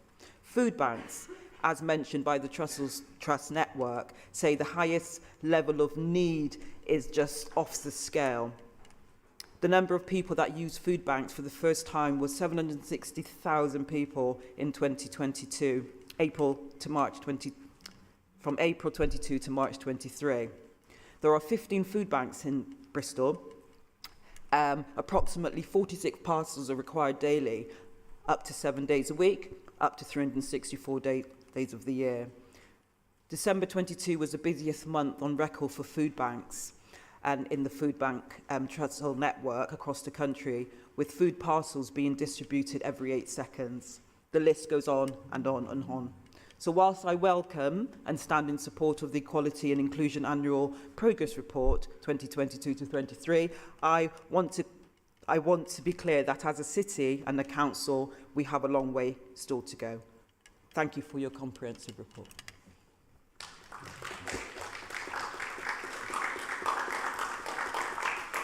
Thank you. And I'll now call on Councillor Morris to speak for the Conservative group. So you have 3 minutes. Thank you very much. I'm sorry I left my glasses at home, so right then. No.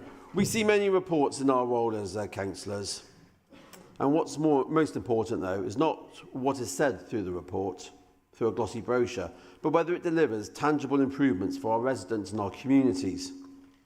And we all agree that there's a long way to go.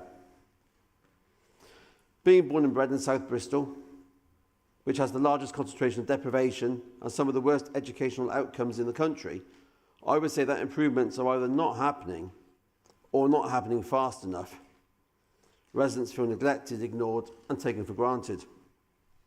In fact, geography is one of the biggest barriers to improvements in inequalities in the city. As mentioned earlier, the suburbs do get less than the central areas, and the area committee process is entrenching these inequalities. I have long sought for changes to the AC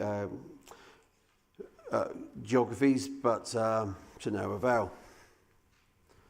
Within the report itself, there's a few references I would just like to mention. The document says we should value diversity in how we all speak.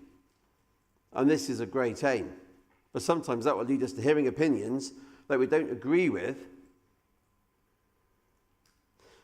So we still need to value freedom of speech. Some members have recently walked out over speeches on topics with which they disagreed. Later in the report, many neighbourhoods, one city approach.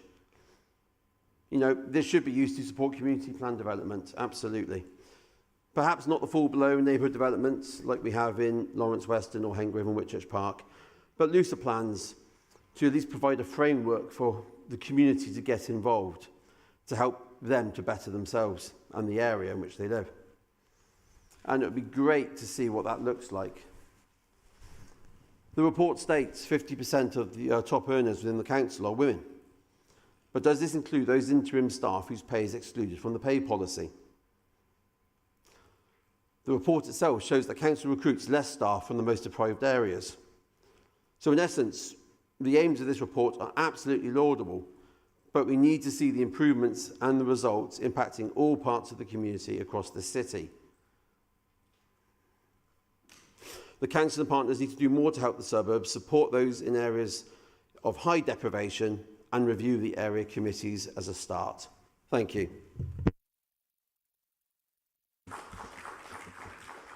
Thank you very much. And I'll now call on Councillor Classic for the Liberal Democrat Group. Thank you. I would like to start off by welcoming Bristol City Council's continued commitment to equity, equalities and inclusion. So often these words are just bandied around as buzzwords that employers pay lip service to without actually committing to the work that is needed to create a truly inclusive city.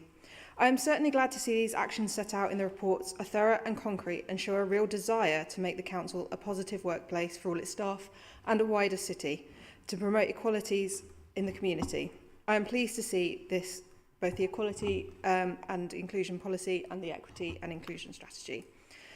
As a council, we have a responsibility to continue that commitment to equity and inclusion practices, both for the benefit of our own staff and also to be the leaders among Bristol's wider employers, setting the blueprint for how all Bristol citizens should be treated. While experience of those, I noticed that in our reporting, I'm pleased to see that our gender and race pay gap are reducing year on year, but there is still work to do when it comes to the disability pay gap and those living in the most deprived 10% of Bristol. We cannot celebrate success within the council while we still leave colleagues behind. And while I'm happy to see the experience of those colleagues who have negative experiences in their workplace has gone down, it is still slightly concerning that the positive has not gone up in response, and I hope that more work is being done to address that and understand why colleagues don't feel they can come forward with their experiences. I know sitting on the selection committee for a number of director positions over the last few years, I see that we are doing a lot of work to improve the diversity on the senior leadership teams. However, we are still falling short in certain directorates, and I hope over the next few years we see work both internally ensuring more diverse candidates are supported through the ranks and into position of leaderships, so that people in the city see themselves represented in the leadership of the city. I recognise the report acknowledges, however, the more work needs to be done, and I think that is a good sign.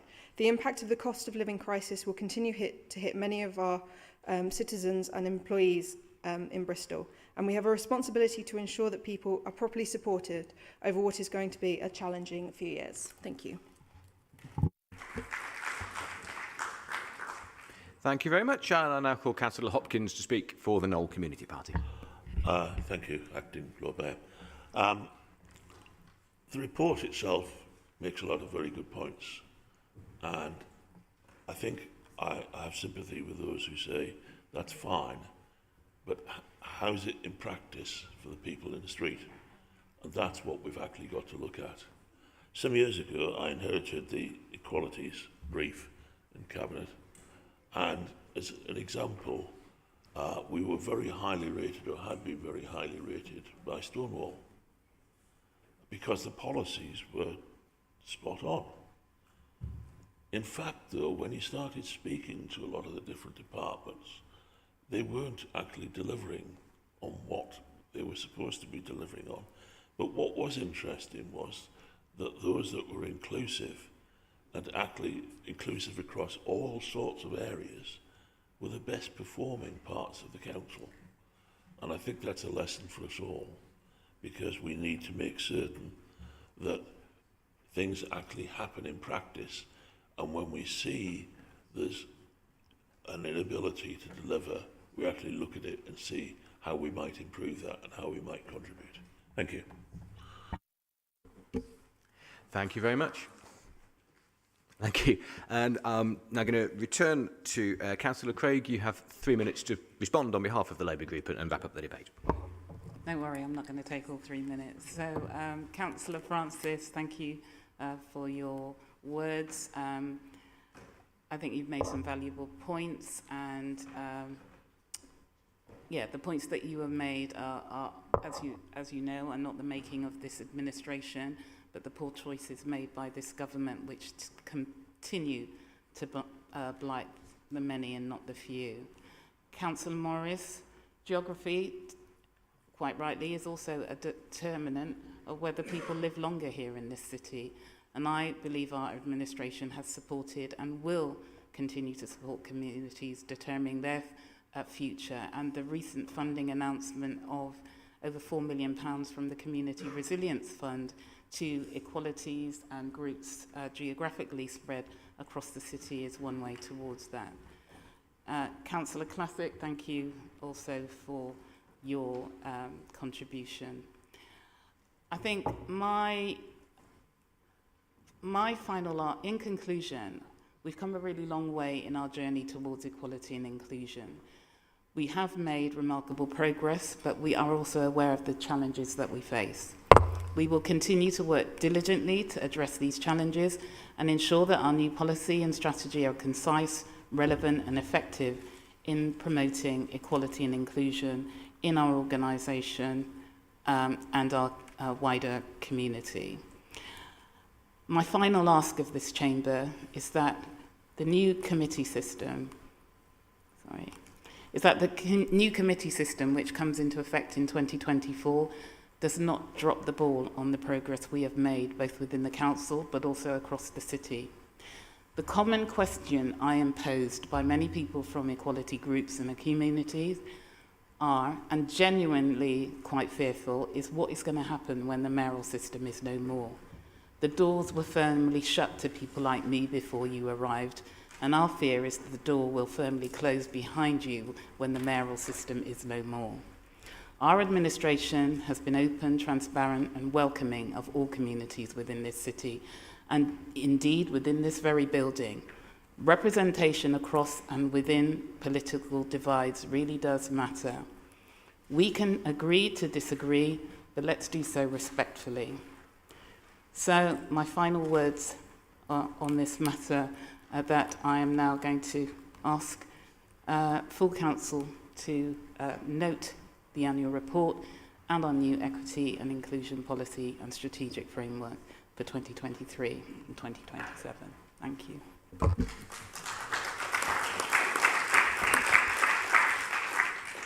Thank you very much. And as Councillor Craig rightly said, those reports are for noting, so they are noted, and we move on to agenda item 11. This is the Committee Model Working Group update, and I'll call Councillor Bartle as chair of that group to move the report. Councillor Bartle, you have 3 minutes. Thank you, Chair. So yeah, we're back with another report and a record turnaround from the officers who submitted this like 5 hours after our meeting finished. So well done again. This May covered one of the most controversial topics on our programme, which was local area decision making. And headline is that we decided the current area committee arrangements will continue at a minimum, and we've created a subgroup to report back with more specific options on what else we can do in a few months.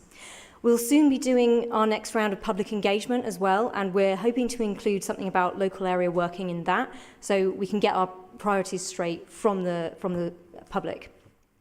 One of the other public priorities we know about is transparency and democracy, and we've made quite a few decisions on that front that I'm quite pleased with in the last meeting.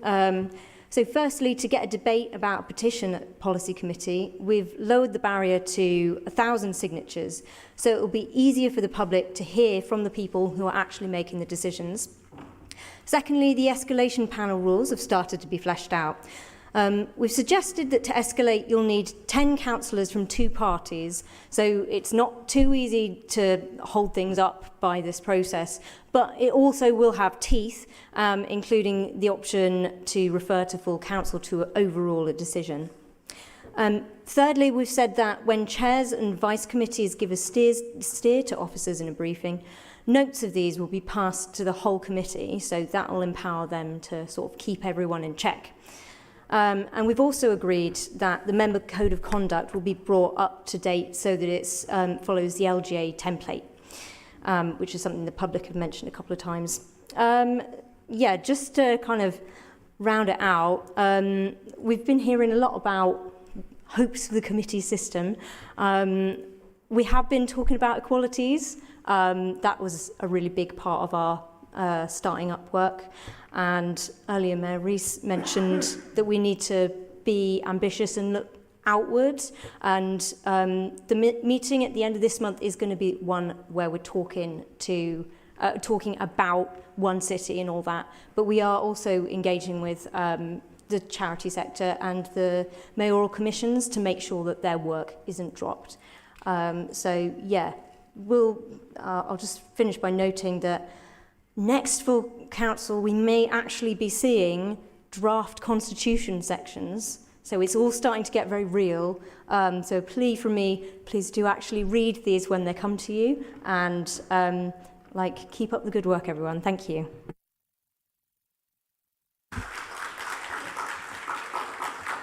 Thank you very much. I'll now call on Councillor Gollop as Vice Chair of the Working Group to second the report. Thank you, Acting Lord Mayor.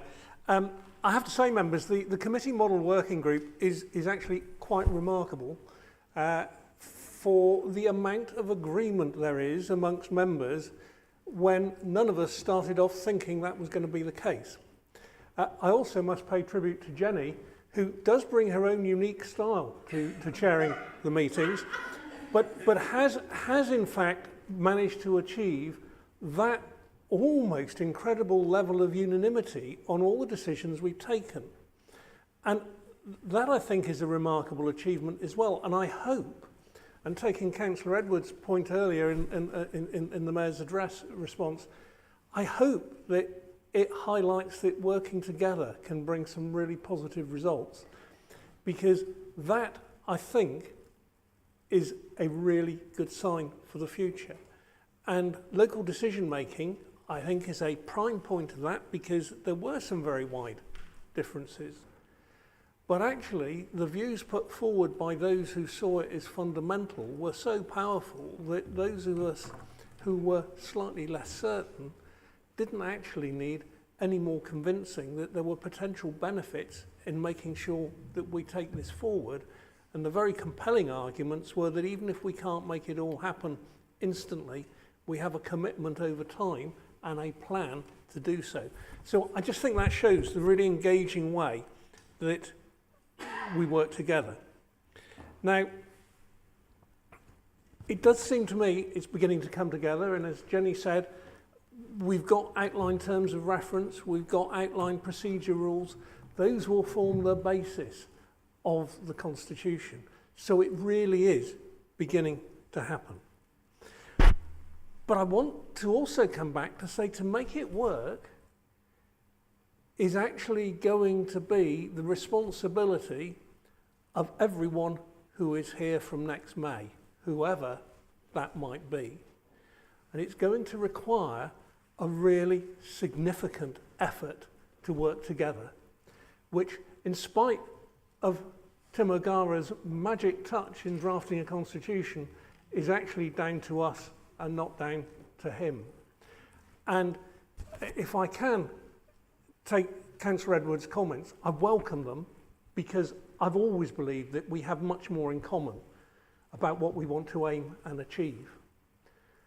But it is going to require open talking together. It is going to require parties to share their views and then keep to the word that they agree when they have that discussion. That's got to happen. If that doesn't happen, none of this will deliver. And so that's a plea to each party to actually recognise that commitment.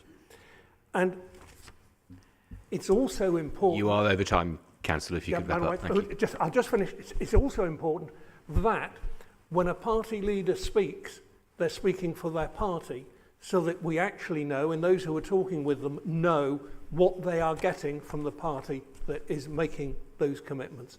My Lord Mayor, this is really positive. I urge everyone to support these proposals so that we can carry on to the next stage. Thank you. Thank you very much. And I now call on Councillor Pulteney to speak for the Green Group. Thank you, Chair. Rising to support this latest step forward on the path to 2024. It's mostly a quite technical report, as others have kind of alluded to. And as Jenny said, it sets a new baseline. It ensures that the new system will be no less transparent, will be no less accountable and no less open to engagement. But going no less than is clearly not enough. If we're going to live up to the potential that we have, that this opportunity presents, we need to go a lot further than that. A huge thanks from me to the committee for agreeing to allow us to have the little subgroup to look at neighbourhood devolution that has at least shut me and Councillor Kent up for a little while, at any rate. I do have a little bit of a query in regards to some of the language around petitions that I'm sure we can clear up at some point relatively soon. But I would just comment that we had a lot of statements and petitions, well, we had statements and questions and a petition tonight. At the time of writing 55 statements, 31 questions and 129 signatures. These are people who want to be engaged. They really want to play their part. They want their voice to be heard as part of the civic process. And a lot of them were unhappy because a decision had been made in this building that profoundly affected their community, and they don't understand why or how that decision was made in the way that it was. They can't really appeal it, and in most cases, they can't actually vote the decision makers out of office. When we were going through the referendum process, when I was talking to people on the doorsteps, the thing I heard again and again was, I need the council to listen. I need the council to listen when it counts to people like me. And they didn't feel that that was happening. And there is a huge opportunity, if we can take the decisions that are made in this place out to the communities so that those decisions are made in front of the people who are most affected by them, I think we will take a huge step forward to winning that trust back that very often it feels like we've lost. So the subgroup has asked officers to look at some of the following areas in what could be an unprecedented devolution of power to neighbourhoods, which included highways repairs, parks, budgets, elements of planning and licensing, neighbourhood and community plans, community buildings, neighbourhood offices, community investment funds, libraries, allotments, environmental and community action budgets, Section 106, community arts, street cleansing, local recycling, and community asset transfers to make a start. This would be a new deal for the city, and I think it's something that the city is crying out for, but I'm really looking forward to that vote. Thanks. Thank you very much. And I'll call Councillor Bennett to speak for the Labour Group, please. Thank you, Mike. Thank you. In all honesty, I was initially quite hesitant when I was asked to sit on the committee model working group. I thought, what could be drier than a committee's committee focusing purely on the council's bureaucracy, and what experience could I, as a relatively new councillor, provide? When the committee's committee then resolved to create a further subcommittee to look at an issue in greater depth, I briefly considered packing it in. However, on the whole, the experience has not been negative, and it's been a privilege to sit on this committee model working group to work out how decision-making will work in the new system. Rather than inflicting death by committee, members have come together to debate the council's governance with the best interests of Bristol at heart, whether they supported the move to the committee system or not, and I can commend the report before you all today. I've been impressed by the work of the Chair, the Vice Chair, and of course Councillor Helen Holland, who had chaired the group, for all their hard work facilitating informed discussions about how council decision-making should work. And indeed, Councillor Gollop's point about the unanimity of many of the decisions is really an important one. Of course, the diligent work of the Democratic Services team, who have done so much of the legwork behind the scenes, is really one that we should all commend too. The Labour Group knows how we have been able to deliver on so many local priorities under the current mayoral system, and we have been working to ensure that some key principles are retained under the new system. The council must be a politically led organisation, so elected councillors make decisions in line with their manifesto commitments rather than council officers. This is what the voters in Bristol will expect, and we owe it to them to ensure councillors provide the leadership under the new system. There must also be clear lines of accountability, so it's easy for anyone to understand who has made a decision, who's accountable for it and where they should go to in order to raise an issue or to appeal a decision. I'm glad that, as we've mentioned, it will be an easier petitions threshold trigger, and also there'll be further opportunities to question chairs of committees. And also to this end, in terms of public engagement, I'd appeal to the chair to work towards putting some proposals out to public consultation soon, with May 24 fast approaching. Bristol City Council must also be an outwards-facing organisation, able to provide leadership and work in partnership with other organisations. As a committee model working group, we've really benefited from hearing from the One City board team, learning about how the council already works with hundreds of partners to achieve far more than we could alone, across a wide range of issues, from tackling climate emergency, action on the housing crisis, to equipping young people with the skills they need to get on with life. And I'm glad that on the committee model working group we recognise the value of that One City board.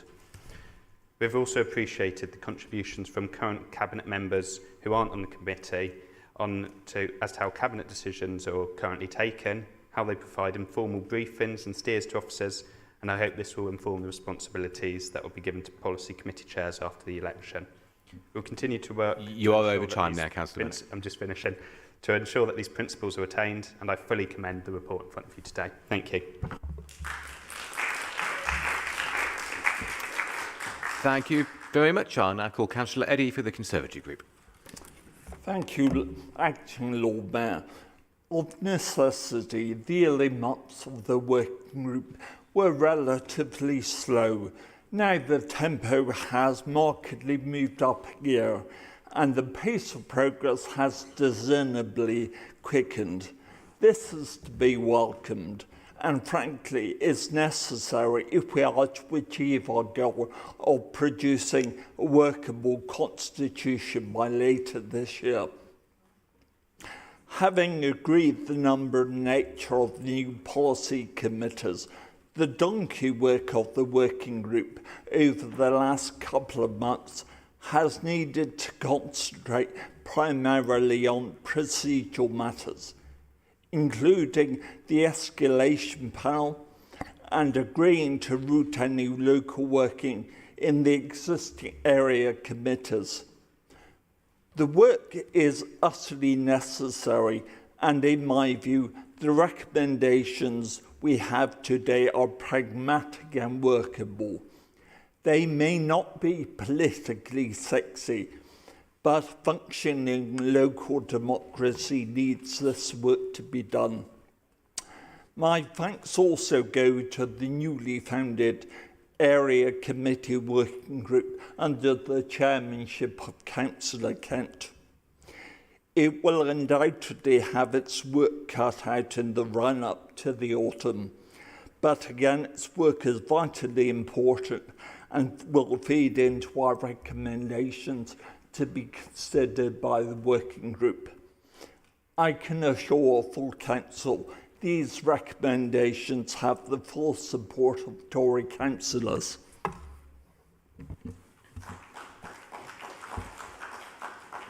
Thank you very much. And I'll now call Councillor Brown for the Liberal Democrat Group. Thank you, Chair. One of the challenges about being in this position is that whenever I get up to speak, many people have already made most of the points I'm going to make anyway. And I've agreed with most of what's already been said tonight. But anyway, here we go.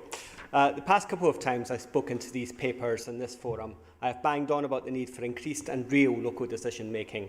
So I'm glad to see a committee, area committee, subcommittee has been established and look forward to seeing the results of its deliberations in due course.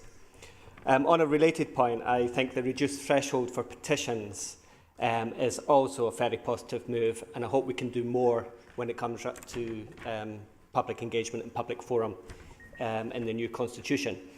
There are a number of other things to welcome in the report, including the increased detail on how budget planning, setting and monitoring will be managed. This feels like a really key part of the jigsaw being slotted into place. And as someone who's been on the Budget Task and Finish group and had a little bit of an insight into how that process pans out, that's going to be a really key committee for members. I welcome the fleshing out of details on the workings of the escalation panel.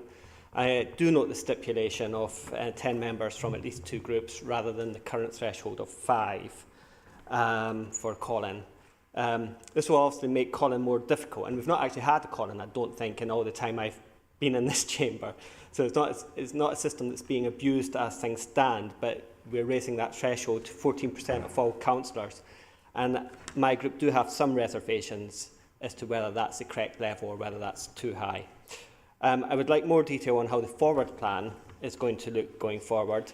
Recent forward plans for Cabinet have looked little more than one Cabinet ahead. Indeed, if you look at the current forward plan published on the 6th of July, it has 17 items noted for the Cabinet meeting that occurred 2 days earlier and 3 for the next Cabinet meeting. So we really need to be looking further ahead. And finally, with a different hat on, our internal auditor is due to complete a review of the Council's preparedness for the new system, and he's doing that as part of his work in this quarter, and that should be reported to Audit at September's Audit Committee. So I would urge members to engage with that paper as and when it is submitted. Thank you.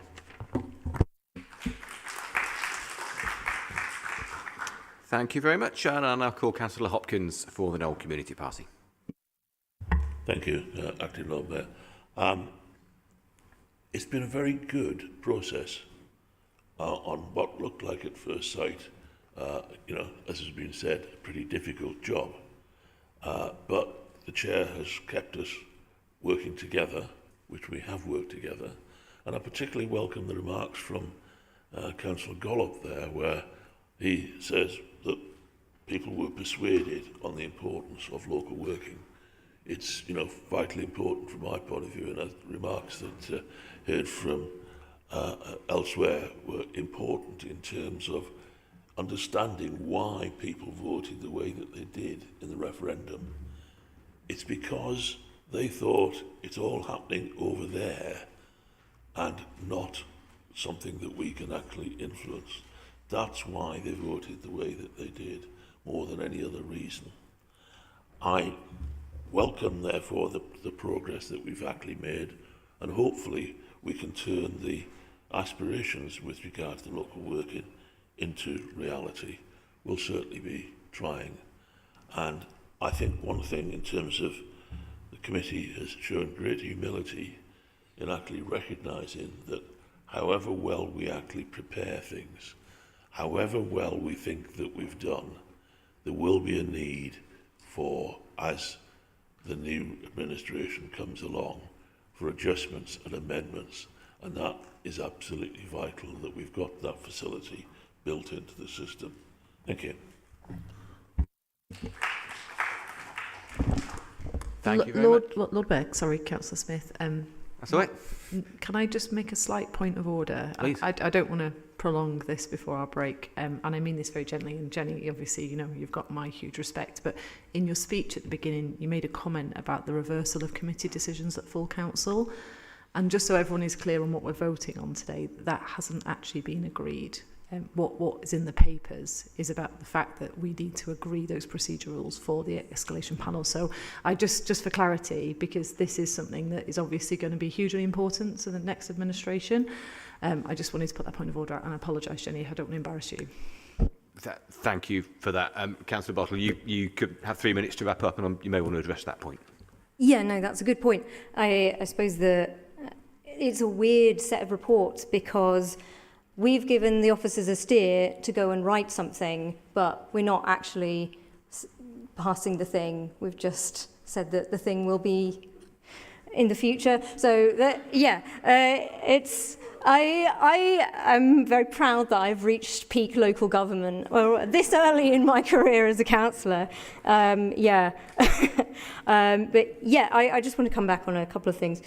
We're doing thanks. I wanted to say Mark Bradshaw, give him a shout out again because he's done great. And we've had a lot of other people stepping in for 1 or 2 meetings who've been very helpful, as well as officers. Call-in. We don't currently use call-in. To my understanding, call-in is about the process that was followed in order for a decision to happen, whereas the escalation panel is supposed to relate to the decisions. Well, we don't use it very often. In full council, there's a specific process that I think that like I could do to the mayor or whatever, that kind of thing. So this is going to be where any 10 councillors can say, this decision was made at a committee and we think it was bad. So they will be able to create an escalation panel that can overturn or propose to overturn that decision. So that's where we currently are with it, but it's still in draft, and that's not what we're actually voting on today. That is the steer that we're giving the officers. How much of my time have I used? Forward plan is another really important point. So we have kind of spoken about this a little bit. I don't know how much we've done in public, but I've certainly had discussions with Tim O'Gara, our monitoring officer, about how they have ideas of how they can improve the sort of forward look, the length of that. And there's been a lot of talk about whether we can do something a little bit like how we've got the scrutiny setting, agenda setting day. So we'll be able to do that kind of exercise, not necessarily just once for the whole municipal year, but that's the sort of exercise I think we'll be looking to do to improve that. So I hope that clears that up. And yeah, I'll try and keep up the unique chairing for everyone. Thank you.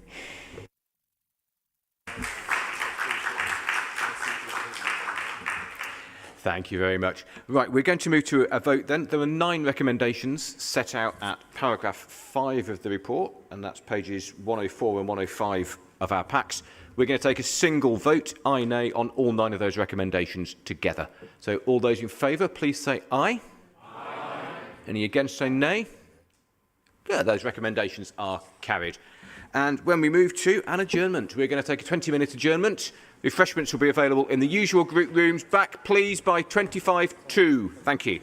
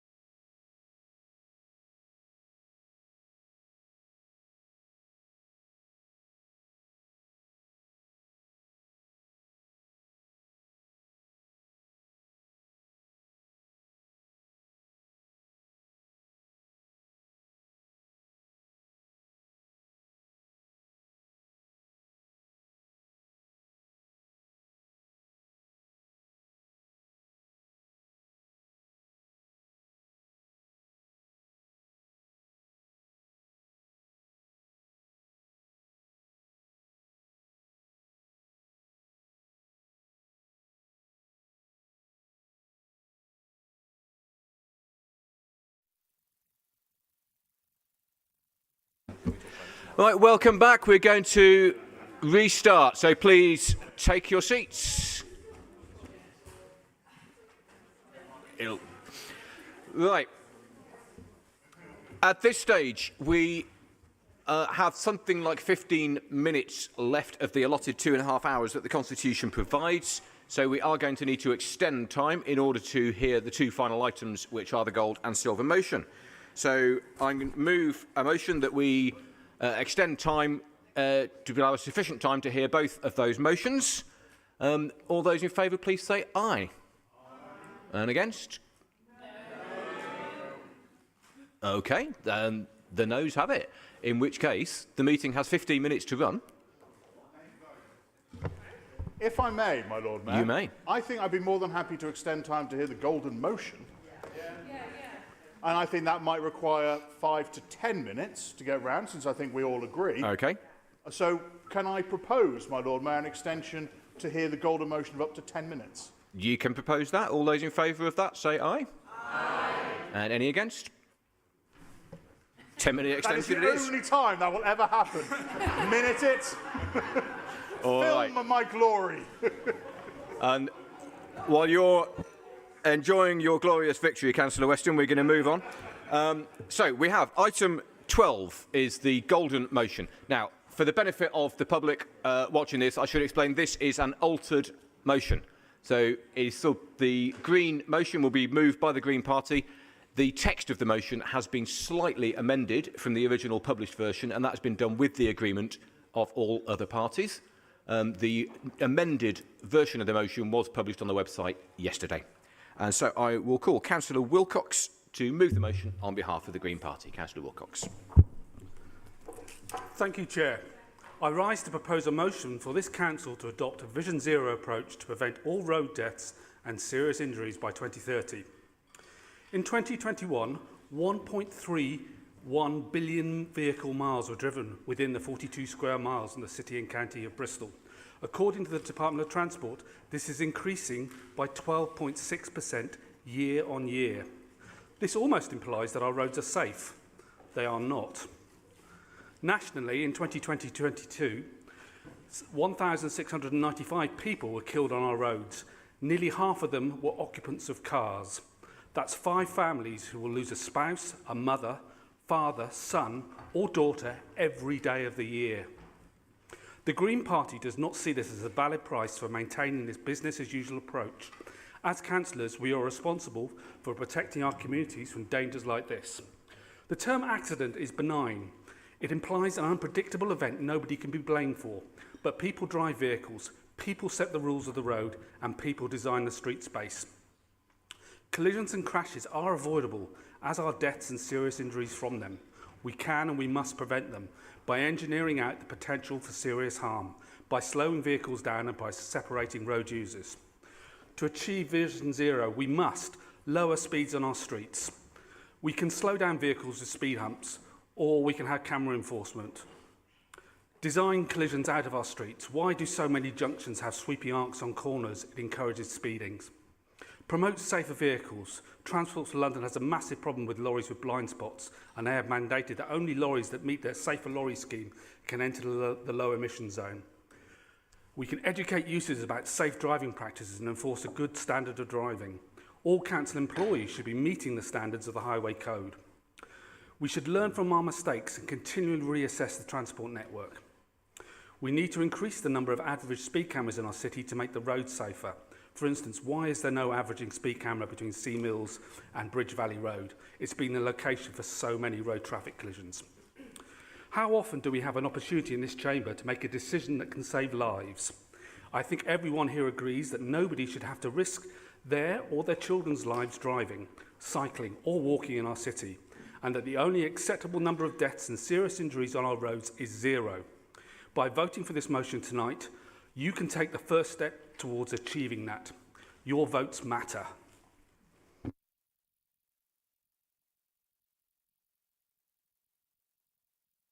Thank you very much, and I will now call Councillor Edwards to second the motion. Thank you, Chair. I rise to second this motion, and I couldn't be prouder of our group for bringing this, especially Councillor Wilcox, because Vision Zero is such a bold ambition, and at its very core, it's about saving lives. However, the measures we have to take to get to that goal also go a long way to improving the lives of residents moving around our city as well. This is a matter of public health, safety and social justice. It might not seem like it at first, but this is a radical proposal. Even though everyone agrees with the principles, so often local authorities will say it's not realistic, it's too hard or it's too expensive. I say that everyone's freedom to walk around safely should be paramount and not a figure in a cost-benefit analysis. When we organise around public health, we put social justice at the heart of our work, and Vision Zero is no exception to this. This single principle is a linchpin for success in many areas. We've seen it work in successful harm reduction campaigns to tackle things like drugs, safety in the nighttime economy, and it can work for reducing road deaths too. If we focus on making walking around the city safer, then more people are around on the streets, and this has a positive effect on personal safety, especially for women. People are more likely to leave their cars at home and to walk to local amenities if they feel safe to do so, reducing short journeys, which in turn reduces traffic and air pollution. This pushes the ambition for school streets further as well. The number one concern I hear from parents is concern for their children's safety on the way to school, not just near the gates, but the whole route. By tackling speeding and involving schools in these conversations, we prioritise the safety of children who should take it for granted that we are here to protect them as a priority. And when people can walk and cycle safely, it's a boost for their mental health and well-being too. The One City plan does have a zero killed or seriously injured target for 2040, we recognise that, but there is currently no plan or resources to tackle this at a city level. So we record annual targets for serious injuries and deaths, we watch helplessly as numbers dip or pop up, and we count the cyclists, walkers and drivers injured and killed on our roads each year. The Department of Transport's official figures suggest that we are in fact significantly undercounting these, and that we've missed out internal targets for each of the last 5 years. Greens are bringing this motion for a 2030 Vision Zero campaign to light a fire under this council's ambition here. We need to take control of our streets and prioritise the safety and health of our residents. As I said earlier, social and climate justice go hand in hand, and I hope to see the rest of the chamber get behind this life-saving and life-improving motion. Thank you. Thank you very much. Then we'll now move to debate, and I'll call Councillor Rippington to speak on behalf of the Labour Group. Thank you, Chair. We will, of course, support a motion which says that the only acceptable long-term casualty target for road deaths and serious injuries in Bristol is 0.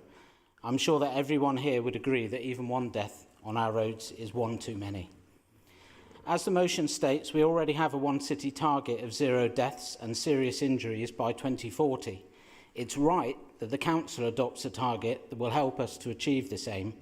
It should be noted that road deaths can sometimes be attributed to circumstances which are beyond its direct control, so we need to ensure that partner organisations continue to be involved and work towards this target too. I note that this motion does not explicitly seek the blanket introduction of 20-mile-an-hour speed limits, as Greens have been pushing for elsewhere. The City introduced many 20-mile-an-hour speed limits following the adoption of a Safe Systems Plan in 2015, but some roads were excluded from this on the advice of the police and other external partners. This doesn't mean that if there are known issues on these roads caused by speeding, that these should not be revisited on an individual basis. However, having a 20-mile-an-hour speed limit is not always the panacea that it may seem to be. In my own ward, we have recently allocated £100,000 of SIL funding, we're a suburb, by the way, to introduce further safety measures on a road which is already designated as 20 miles an hour, but continues to suffer regular accidents due to speeding. Livable neighbourhoods, on the other hand, have been found to be twice as effective as 20-mile-an-hour limits when it comes to road safety. It would be nice to get some proper support from local Green Party councillors for our Bristol East scheme, rather than the usual, we support this, but... The issue of funding cannot be ignored here, which is why we insisted the reference to it is included in the motion. We obviously support the concept of making our streets safer and are doing so through various projects like school streets, livable neighbourhoods and an extensive pedestrianisation programme. But we cannot possibly accelerate their delivery without identifying the funding streams to enable the planning, consultation and construction of these projects. Many of the actions called for here are already embedded into our culture. We strive to deliver the highest quality, consistent road design to reduce road deaths. We follow best practice guidelines, including LTN 120, wherever possible. Other actions called for here are laudable, but will need to have future funding identified. That will be a job for us all. But to summarise, road deaths are neither acceptable or inevitable, and we are happy to support this motion.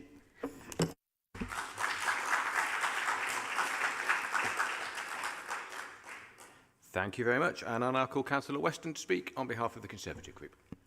Thank you very much, Acting Lord Mayor.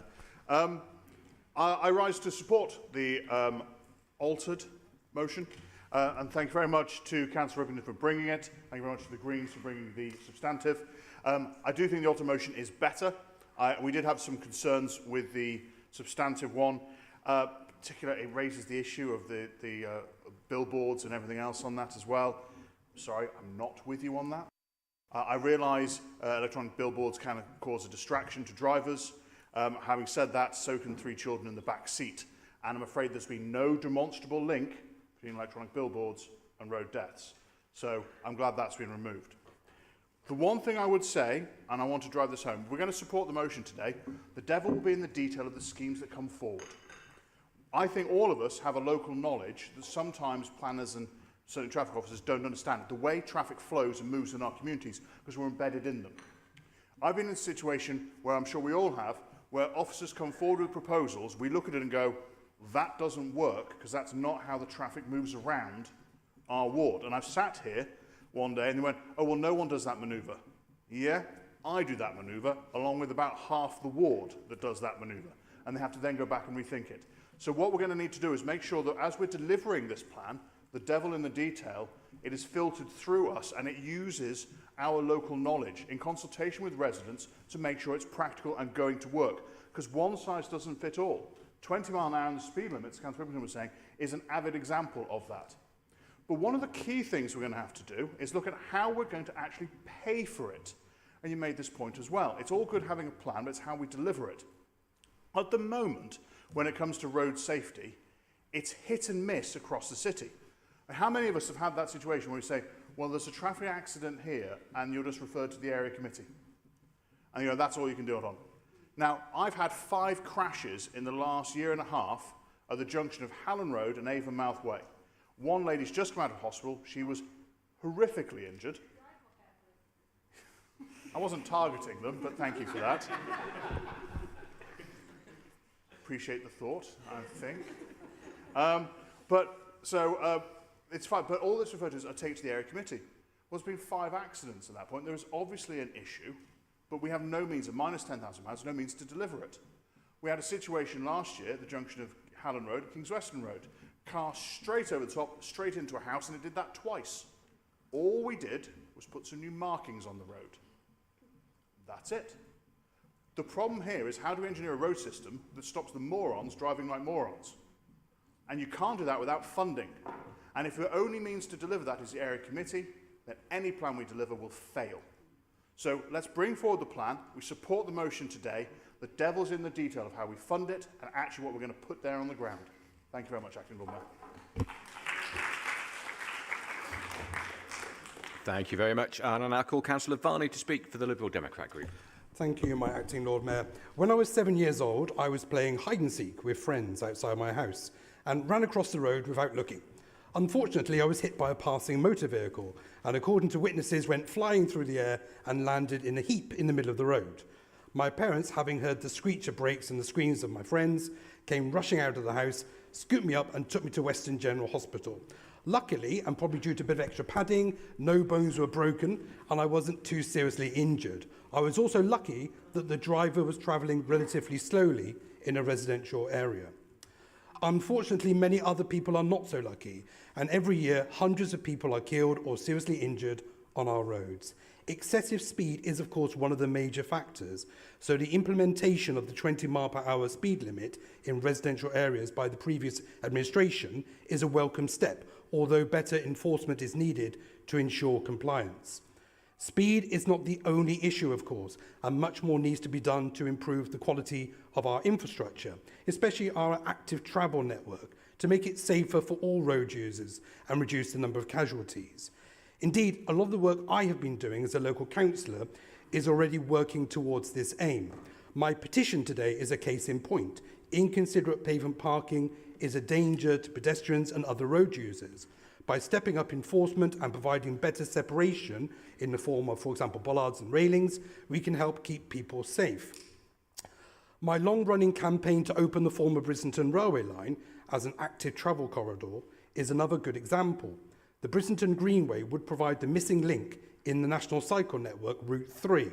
It would create a safe and pleasant off-road route which would encourage more people to take up cycling and walking, people who are currently put off by the unpleasant and dangerous A4 Bath Road.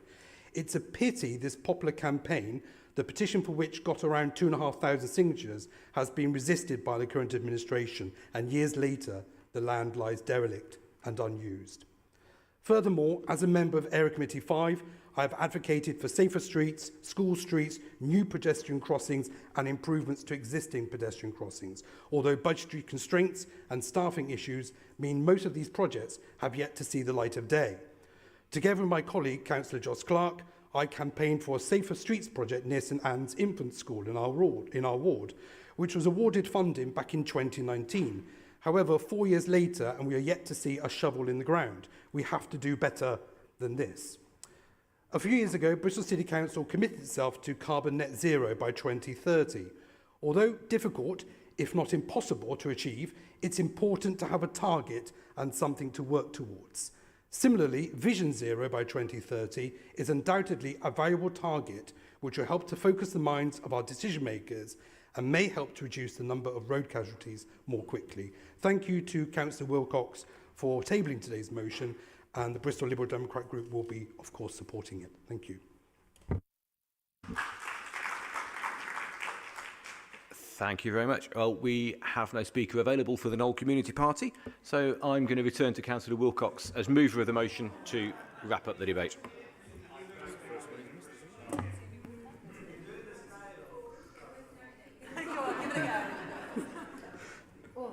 No, I don't think I can do the Gravelly Joyce justice.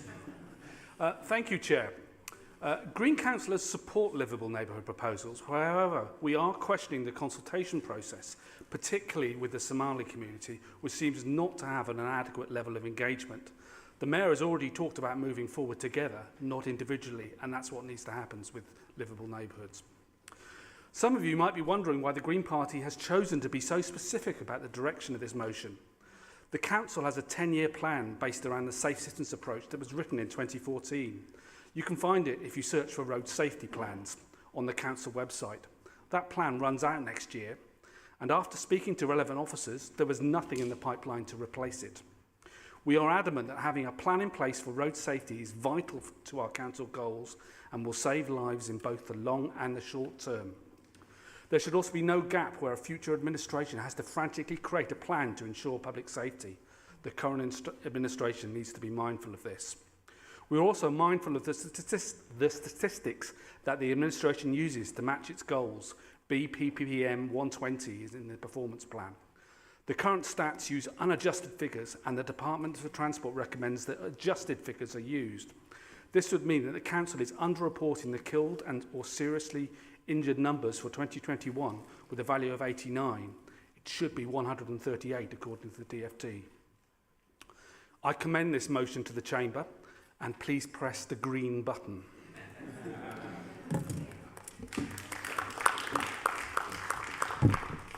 Thank you very much. And as Councillor Wilcox indicated, we're going to move to the vote. It's an electronic vote, so please make sure you are sat in the seat with your name on it.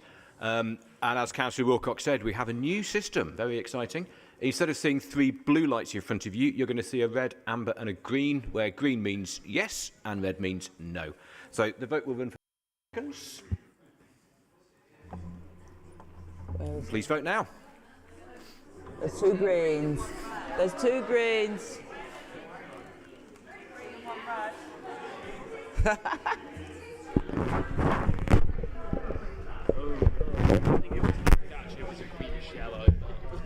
So am I doing the plus sign, aren't I?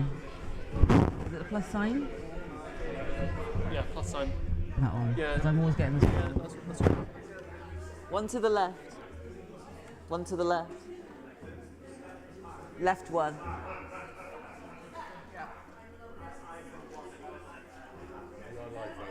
Am I? Oh. Is it working as... They told me, they confidently said at least the buttons will work tonight.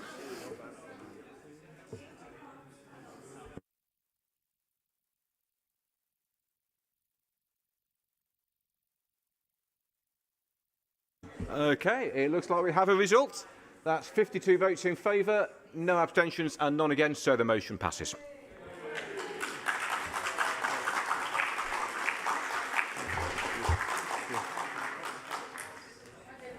And being out of time, that concludes tonight's meeting. The next meeting of full council will be on the 12th of September, when I'm confident the Lord Mayor will be back in his seat and I'll be down there. Thank you very much.